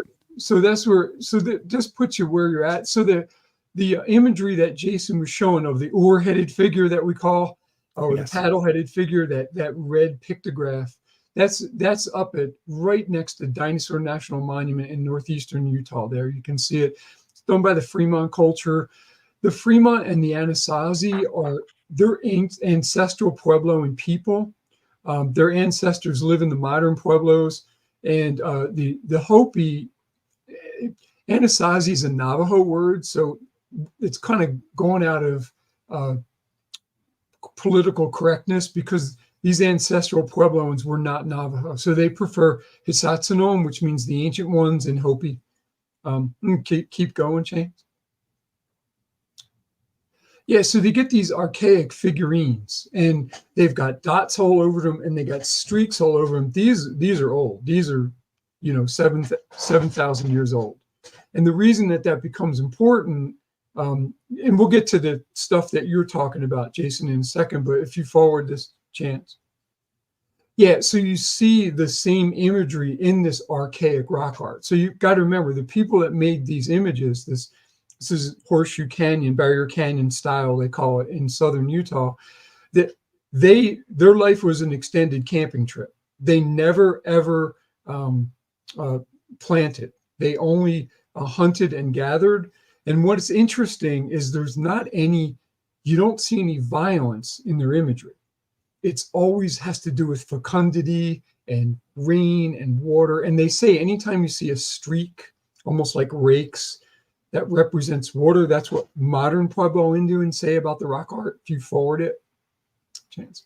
So you can see the similarities in the Barrier Canyon style is probably 2000.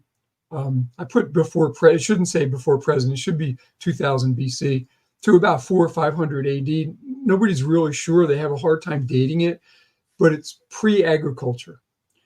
So you can go on to the next slide. And what's interesting, here's some more Barrier Canyon style. Again, we're talking about people understanding the seasons to be able to know when to move where, as Jason and I were discussing. Hunter-gatherers know how to read the sky. To use the sun, the rising of the sun as your calendar, you got to be in one spot. You've got to be an agriculturalist. These folks didn't. Notice that image to the right. There's a very large hand with it almost looks like a bush coming out of it. I'll just give you, if you forward a little bit further on that, next slide, Chance. That's a close-up of it. What you see is a finger with rice grass. So rice grass is one of the natural grasses that you can eat. It's talk about giving somebody the finger, right? So this is really remarkable. You got a rabbit, you've got a bird flying, you've got a lot of these, again, horned figures, Jason, but they don't have the sun yet. They don't have any of that sun. I guess my point is, this is pre-agriculture, before you're looking at the sun, and you understand all that stuff because you're an agriculturalist. You're telling the time by the sun calendar. You know what I'm saying? Yeah. You can go forward, please, Chance. Is that the image you were talking about in Sego Canyon, Jason? No. Okay, no.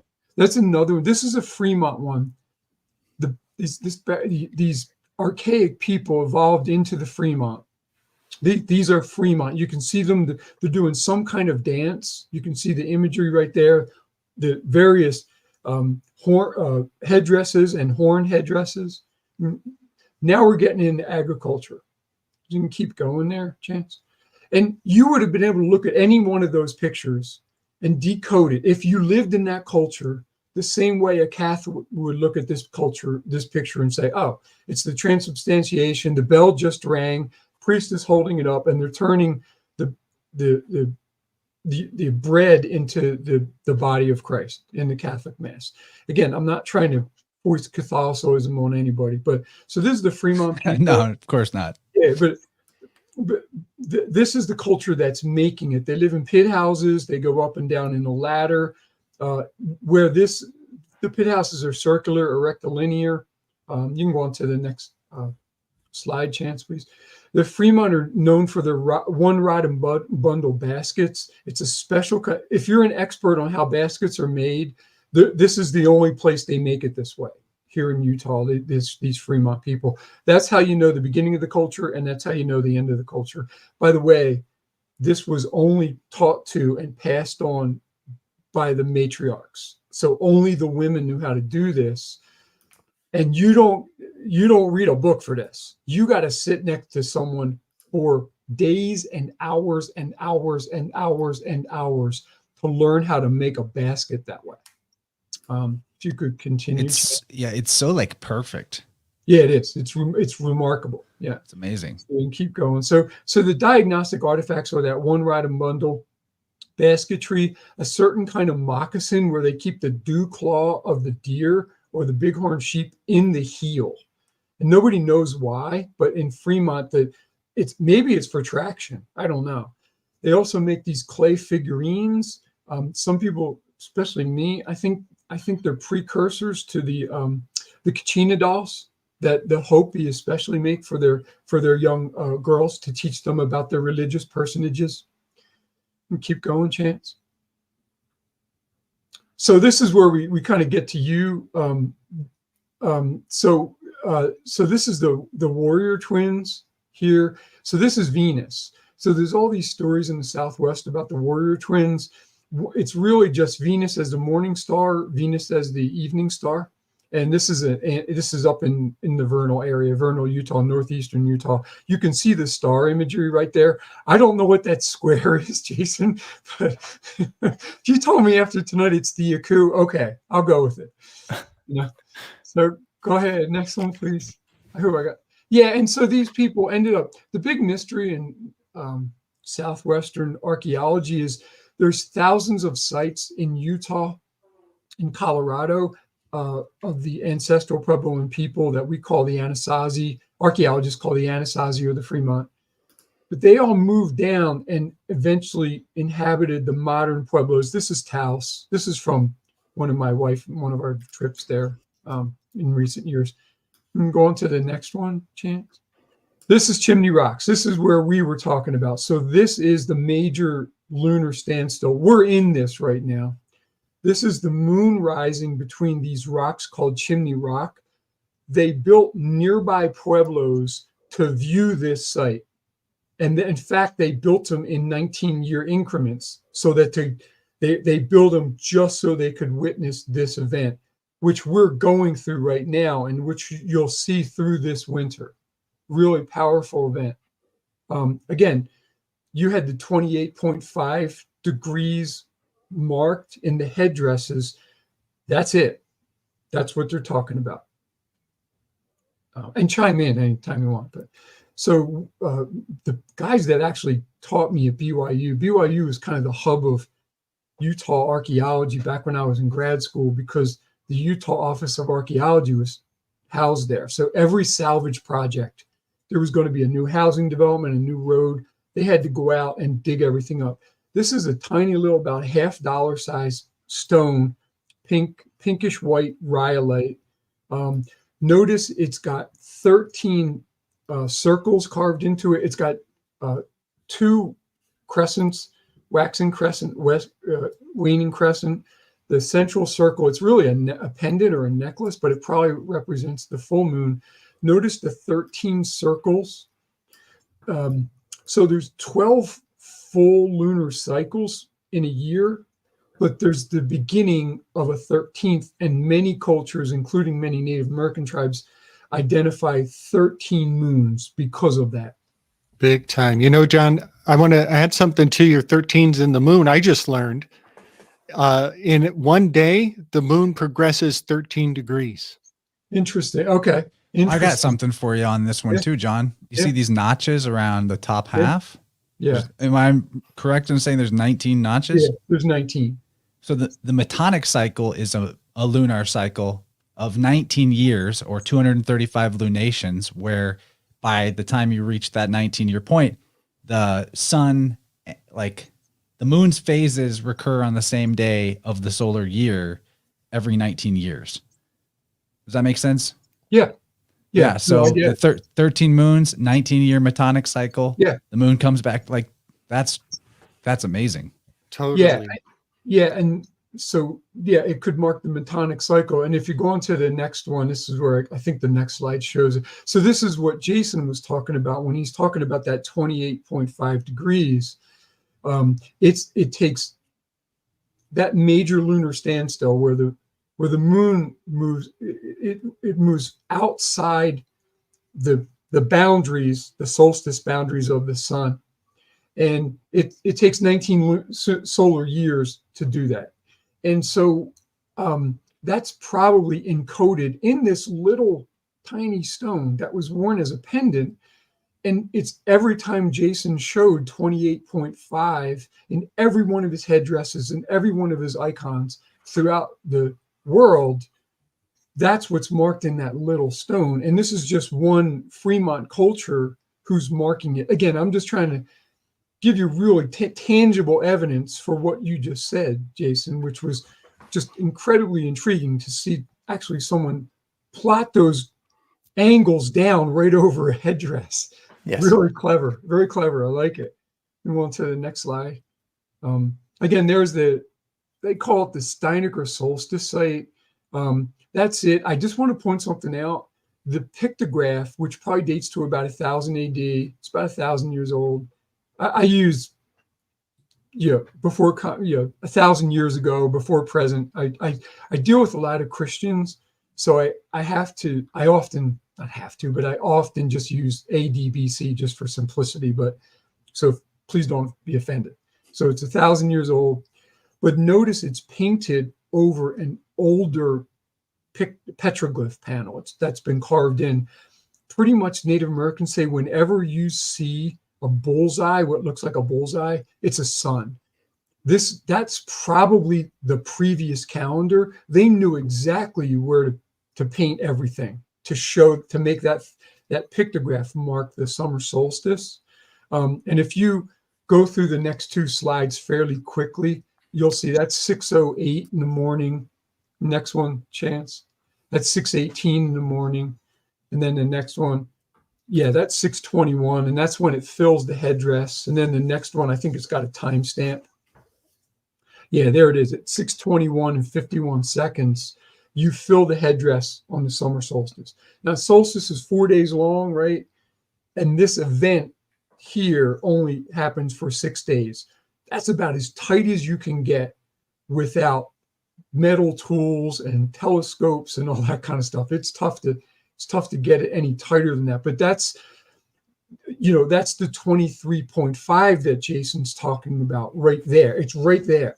Yes.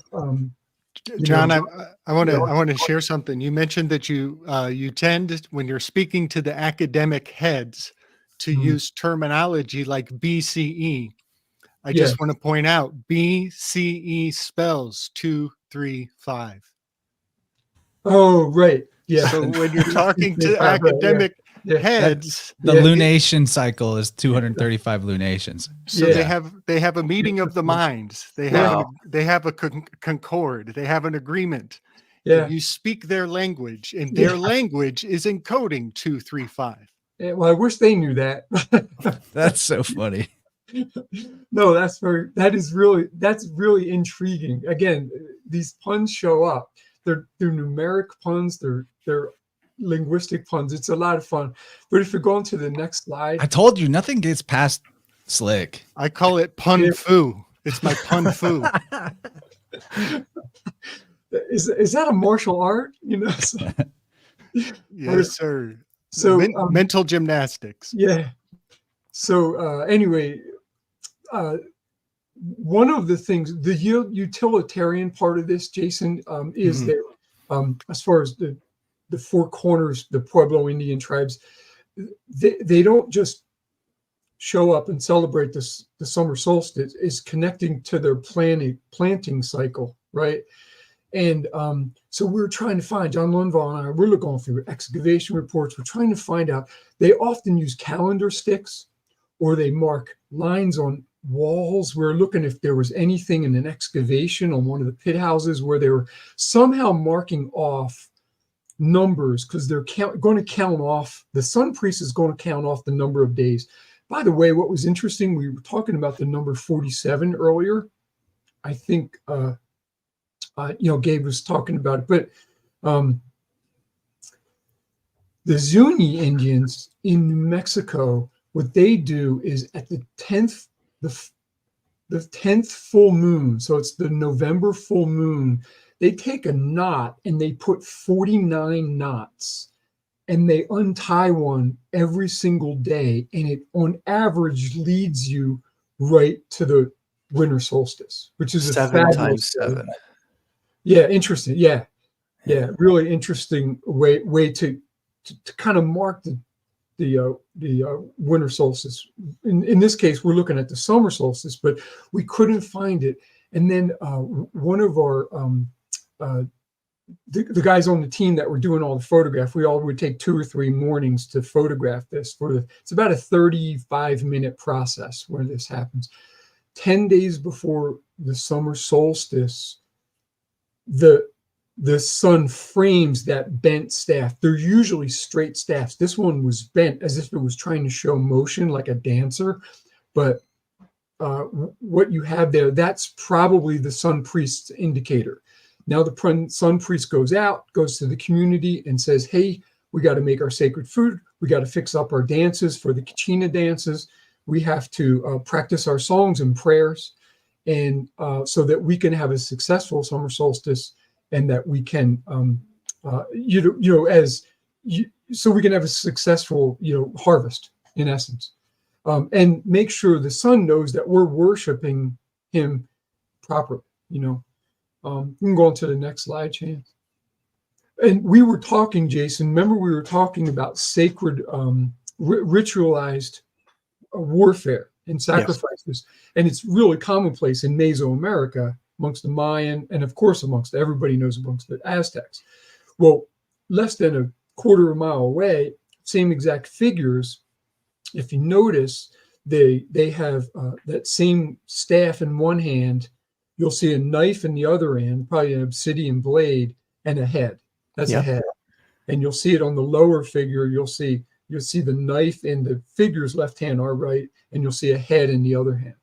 And if you so this is probably ritual head taking. Again, it's not the kind of warfare we have today. It's ritualized. If you can go up against your enemy, you can take one of their brave warriors, and you can execute him, and you can take his head. That's the same thing you do when you cut the ear of corn off of the stalk. And Jason, I don't know if you want to weigh in on that. We were talking about it a bit, but I've seen decapitated bodies and heads in symbols all around the world, especially Egypt. When you go back to the old kingdom, I forget what it's called, the Naimer tablet. Yeah. But basically it shows, and even if you go back to Göbekli Tepe, there's on pillar 43, there's a decapitated person at the bottom of the pillar. Intriguing. Wow. And if pillar 43 as well has all the symbols of, or not all the symbols, but a lot of the symbols of the star charts of the zodiac is on pillar 43, and at the bottom you have a goose or a duck, and then next to it you have a decapitated head or a decapitated person. So for me, when I was looking at it, it was always connected to the equinox. It was always connected to the autumn equinox of the harvest. Interesting. Is what I was finding. And like you were saying, the corn god, and the first thing I wrote about, and I'll send you like the quote from this book, because that's exactly what I found, is that it's the symbolization of the solar deity harvesting, and as above, so below. So as we cut the heads off the corn just like the corn god, it's reflected in warfare. It's reflected in ritual. Yeah. Yeah. And to show you an image and go on to the next one. Oh, yeah. Okay. Yeah. I There just you brought go. up Kali. Kali, Kali yeah. and Shiva are shown with heads, severed Yeah. heads a lot. Yep. Same deal. Yeah. Wow. Yeah. So if you're going to the next slide, Chance. Yeah. So that's just another. And by the way, this is literally meant. They're literally facing the place where the summer solstice sun rises. So it's almost like sacralizing that wall with the summer solstice sunrise, which, Jason, is connected to the harvest because it's a process in Native American culture out here. It rains so little that you have to do all the rituals right so that you get to that harvest, and there's actually something to harvest. I'm going to just... hold on a second. I just want to throw something up on screen here. Got to just flip it. Oops. I don't know if Chance could just throw this up quickly. Yep, it's up. All right. See, live. Remember I was talking to you about the birthing rock as a calendar? Yeah. So just so people understand, this is the time of harvest. You actually have 2 harvesting seasons in Utah, and you have the first planting. But you can see here the harvesting. You have these 3 figures, and in August is the time of harvesting. He doesn't have a head. Interesting, yeah. And see right here, this is where the foot is. This is the second planting season. But I go into a lot more context. And could I just go quickly to one thing? I know we're running a short on time. I just want to show John this. This is Sago Canyon. That's the Sago Canyon that I was talking about. Canyon style, yeah. And you can see the 2 serpents on either side. And you have this serpent here, and you got another serpent here. Yep. You have this guy here with this kind of staff. Yep. And remember I was telling you that this is a measuring stick. Yeah. This is the same type of stick they were using in Egypt. You know, you could even say this is the Waz scepter. See the Waz scepter here? Now you see these horns or these things. They think it's aliens sticking out of their heads here. And this guy right here, you have these kind of ears, but it's the mounds. It's the mounds. And then you have these other weird things coming off the top of the mounds. I don't know if you can see them. Yeah. But it gets kind of complicated, so I'd have to go into my book. But all of these line up to these ratios. But I wanted to show you these ears. These solar ratio symbols, like the circles of the sun that you were talking about before. Yeah. This is from Karahan Tepe. This object is about 11,000 years old. Wow. And in my book, I discuss how this works as a sundial. But you have these 2 mounds here, like the arms. And this is Shu, and he has like the 2 arms, the same thing. And then he has this thing above his head, which has to do with the altitude of the sun. See the sun rising the altitude? Yeah.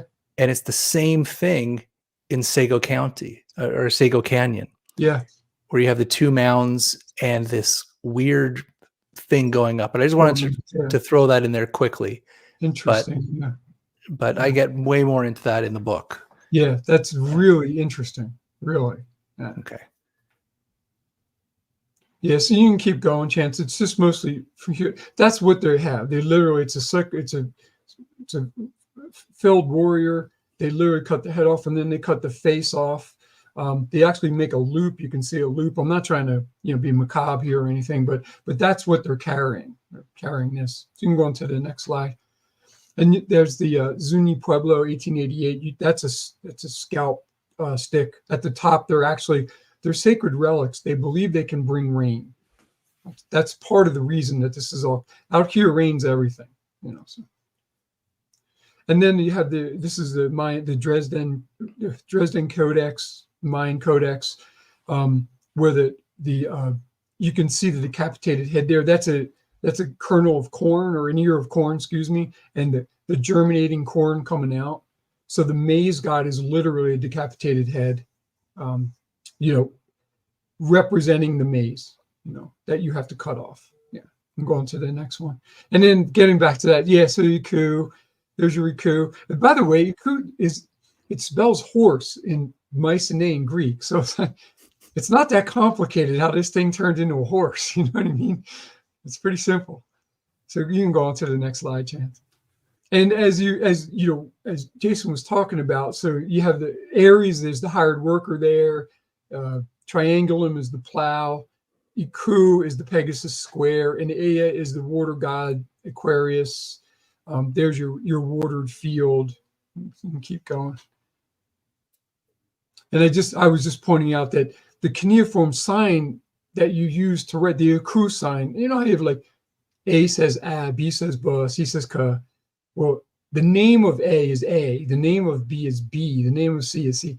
Well, all 600 cuneiform signs have a name, and the name of the Iku sign is Gan. And Gan is the Hebrew word for garden. And that's probably where you get your Garden of Eden. You can go on to the next slide. And again, I'm just trying to show that there's a square in the stars, the Iku constellation, and it looks just like the Lagab sign. So Lagab, there's many different readings. One's Ni, which means in. One's Nigin, which means east. One's Bamatu, which means it means wilderness or steppe land, which is what Eden means. So you have a garden in Eden in the east. Again, connecting more to the myths. I'm not really doing the geometry here or anything, Jason, but I just wanted to. This, by the way, this is the celestial Jerusalem that you read about in Revelation. If you remember, in Revelation, Jerusalem is a perfect square. That's probably it. Also, Noah's Ark right here in the heavens. Square. You proved that out in your book really nicely. Yep, there it is. They described that his boat as being this like square shape. It's the throne of Enki. See the throne of Enki? Yeah. Is the ark. There it is. Yep, there it is. Yeah. So, And that makes sense because it's that ark is a microcosm of the world. So in the heavens, or the celestial Jerusalem would be more like a macrocosm, but it's thought to be kind of like these fractal dimensional repetitions of the same thing, and on the very big and the very small. Chance, can you make me big for a second? I want to kind of share some of the coterminal correspondences. Here's my map. Whoa. I need better lighting for it, but here, let me see if I can turn this. There we go. That's a little better. Yeah. So here we have Pegasus. Yeah. And we were mentioning decapitated heads. And I just want to point out that the Algol star of Perseus is on this end of Pegasus, is a decapitated head of Medusa. But there's another decapitated head directly, and this is in time. This is at the same time of year. And right here is the Sculptor constellation, which is a sculptor's easel with a head on top of it. It's right next to John the Baptist, where a lot of people talk about, the head of John the Baptist. Yeah. Well, Aquarius is right here, and it's kind of pouring out into the Pisces Australis, which is right next to this head. Yeah. So I just want, and also it turns out they consider Sculptor to be the galactic South Pole. So that's a different category of South Pole, but it puts a lot of energy on this head. And I'll mention that the word archon or crafter, that the universe was crafted by a grand craftsman. There, I have learned a lot by studying that table right there. It has a pneumatic hammer and a kinetic hammer. Has two different types of authority. The symbols of Thor are right there, and there's two different kinds. So I just wanted to throw all that on the table. Yeah, cool. I think you just I don't know if that's the last slide or not. Yeah, by the way, and then so Eden, so one of the terms, for that Lagab sign, so it also means the Akkadian Eden is steppe land, but the Babylonian term for it is seru, Sadi, right? Seru, which means steppe land, but it's the same exact spelling for serpent. So there's your serpent in Eden. So, anyway, I just wanted to add a little bit to the myths, but that square, again, it's getting back to geometry, Jason, like what you've been talking about in all those headdresses, these squares, knowing where the equinoxes are, knowing where the marking of the major lunar standstill, and then these perfect geometric figures, if you will, matter, so. So that's it. That's all I was going to share. I was trying to just show that the Native American stuff really, it really substantiates what you're arguing. Thank you. Like I was talking to John earlier this week, and I was just giving thanks to chance, because a lot of times when I'm speaking about these things, it's almost like I'm speaking to an empty room. Yeah. It's like I'm talking to myself in a mirror, because I don't really know who to share this with. So thank you, Chance, for even having a community that I can reach out to with this information, and finding people like John, and yourself, and Slick. It's like you guys speak my language. I'm finding my tribe. So thank you. Yeah, dude. Oh man, I love to hear that, because I know the feeling. These things that are the most fascinating subjects, you don't necessarily broach them when you're meeting a stranger at the grocery store, right? And this audience in particular, like a huge percentage of them are doing this same type of research or work themselves, or like they're following what we're putting out and comprehending. It's not just like, oh, wow, neat, but they're like getting it. And on top of that, they were very nice and supportive with super chats tonight. I monitor the chat. I read almost all the comments people are giving. Not a single negative, off-putting, bad thing is said.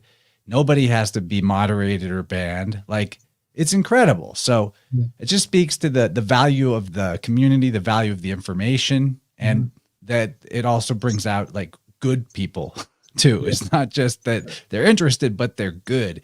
So I think that there's a real, the love of wisdom is one of the highest virtues, philosophy. And I feel absolutely blessed that we get to do this on my channel. I'd love to, I feel like we could do this again sometime. There's definitely certain groups of thinkers that I occasionally will bring together, and we just compare notes on where we're at. And so maybe we'll get to do this again sometime. I really expect that both of you will keep pushing the envelope with your respective disciplines, and I'm happy that you can know each other and can compare notes anytime now. So that's great. That was my goal. Yeah. Keep up the great work, Jason.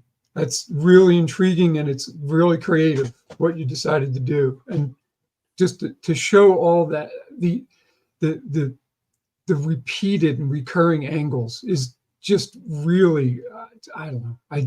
I think it's fantastic, and it's refreshing, because so many people would rather just think inside the box, and then then you don't get in trouble. So the beautiful thing about geometry and angles is that you can't argue with numbers. The number is the number. Yeah, I'm not making it up. I'm showing you, and we're talking about people that didn't really have like a writing style. Yeah. So we're saying this is the language. This is their writing, but we have to understand how it works. And I think your work with the stars being the language, my work with the symbols and the stars being the language, I think that we're starting to open up a whole other, it's just a whole other, a whole other community that other people will explore, because this is like the only community I've found that is doing this. Yeah. It's a great community. Yes. I want to give thanks to Urania, the ninth muse, from my read on Plato Symposium.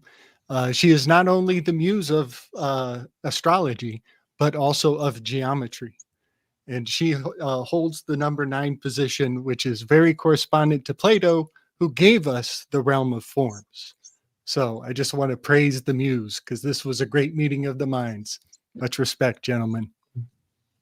Thank you. Thank you, everyone. Thank You you guys so can much. find Jason's work at the Crystal Sun website. That's thecrystalsun.com, right? Yeah, the Crystal Sun. And these are the books that we were talking about tonight, and John's book. Don't forget John's book, Thank you. which I is linked all that in the episode description. You can Yeah. go straight to John's book. I hope more of you check it out. You know, we've talked about quite a bit of the things on here with John in Interverse episodes, but it just it's so deep. Like, we barely scratched the surface with some of John's slides here tonight, and disjointed from the rest of the material here, it might not be quite as convincing that he's discovered a system, but he has, and it's phenomenal. And why I'm so keen for more people to check it out. And the same with this applies exactly to the discoveries that you've put forward in your books, Jason, is that there is so much to look at and comb over with artifacts, with mythology, with astrology, right? That what you guys have demonstrated could probably be demonstrated many hundreds or thousands of times over when applying the same methodology to various cultures at various time periods. And so no one man can do all that work, right?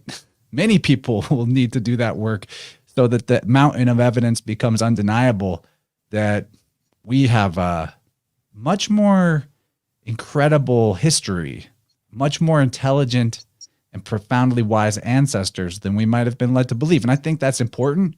Why I bring this stuff forward isn't just to scratch my own intellectual curiosity and show people some mind-blowing stuff, although that's fun.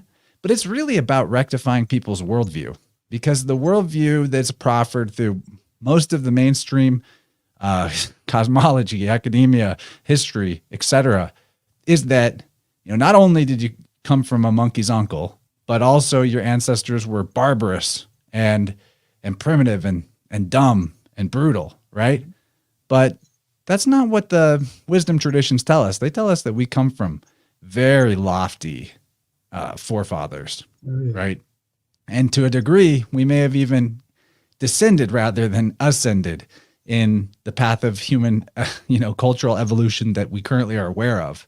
I think we see all the stuff going on politically. We see the general level of mental and physical and spiritual health in the population, that we need to turn that around. And I think we need to turn that around by reviewing what our ancestors knew and what we can learn about nature and how that nature reflects ourselves. So that's very important stuff. It's not just curiosity.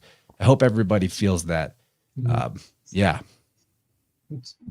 I like to say that Darwinism is the worst your mama joke ever. Right on, right on.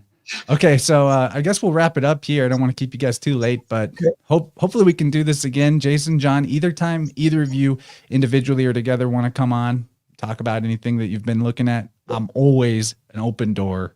I love hanging with y'all. Thank you so much. Thanks so much. See you, Jason. See you, Slick. Thank See you. Dan. Thank Thank you. you so much, Universe. Bye-bye.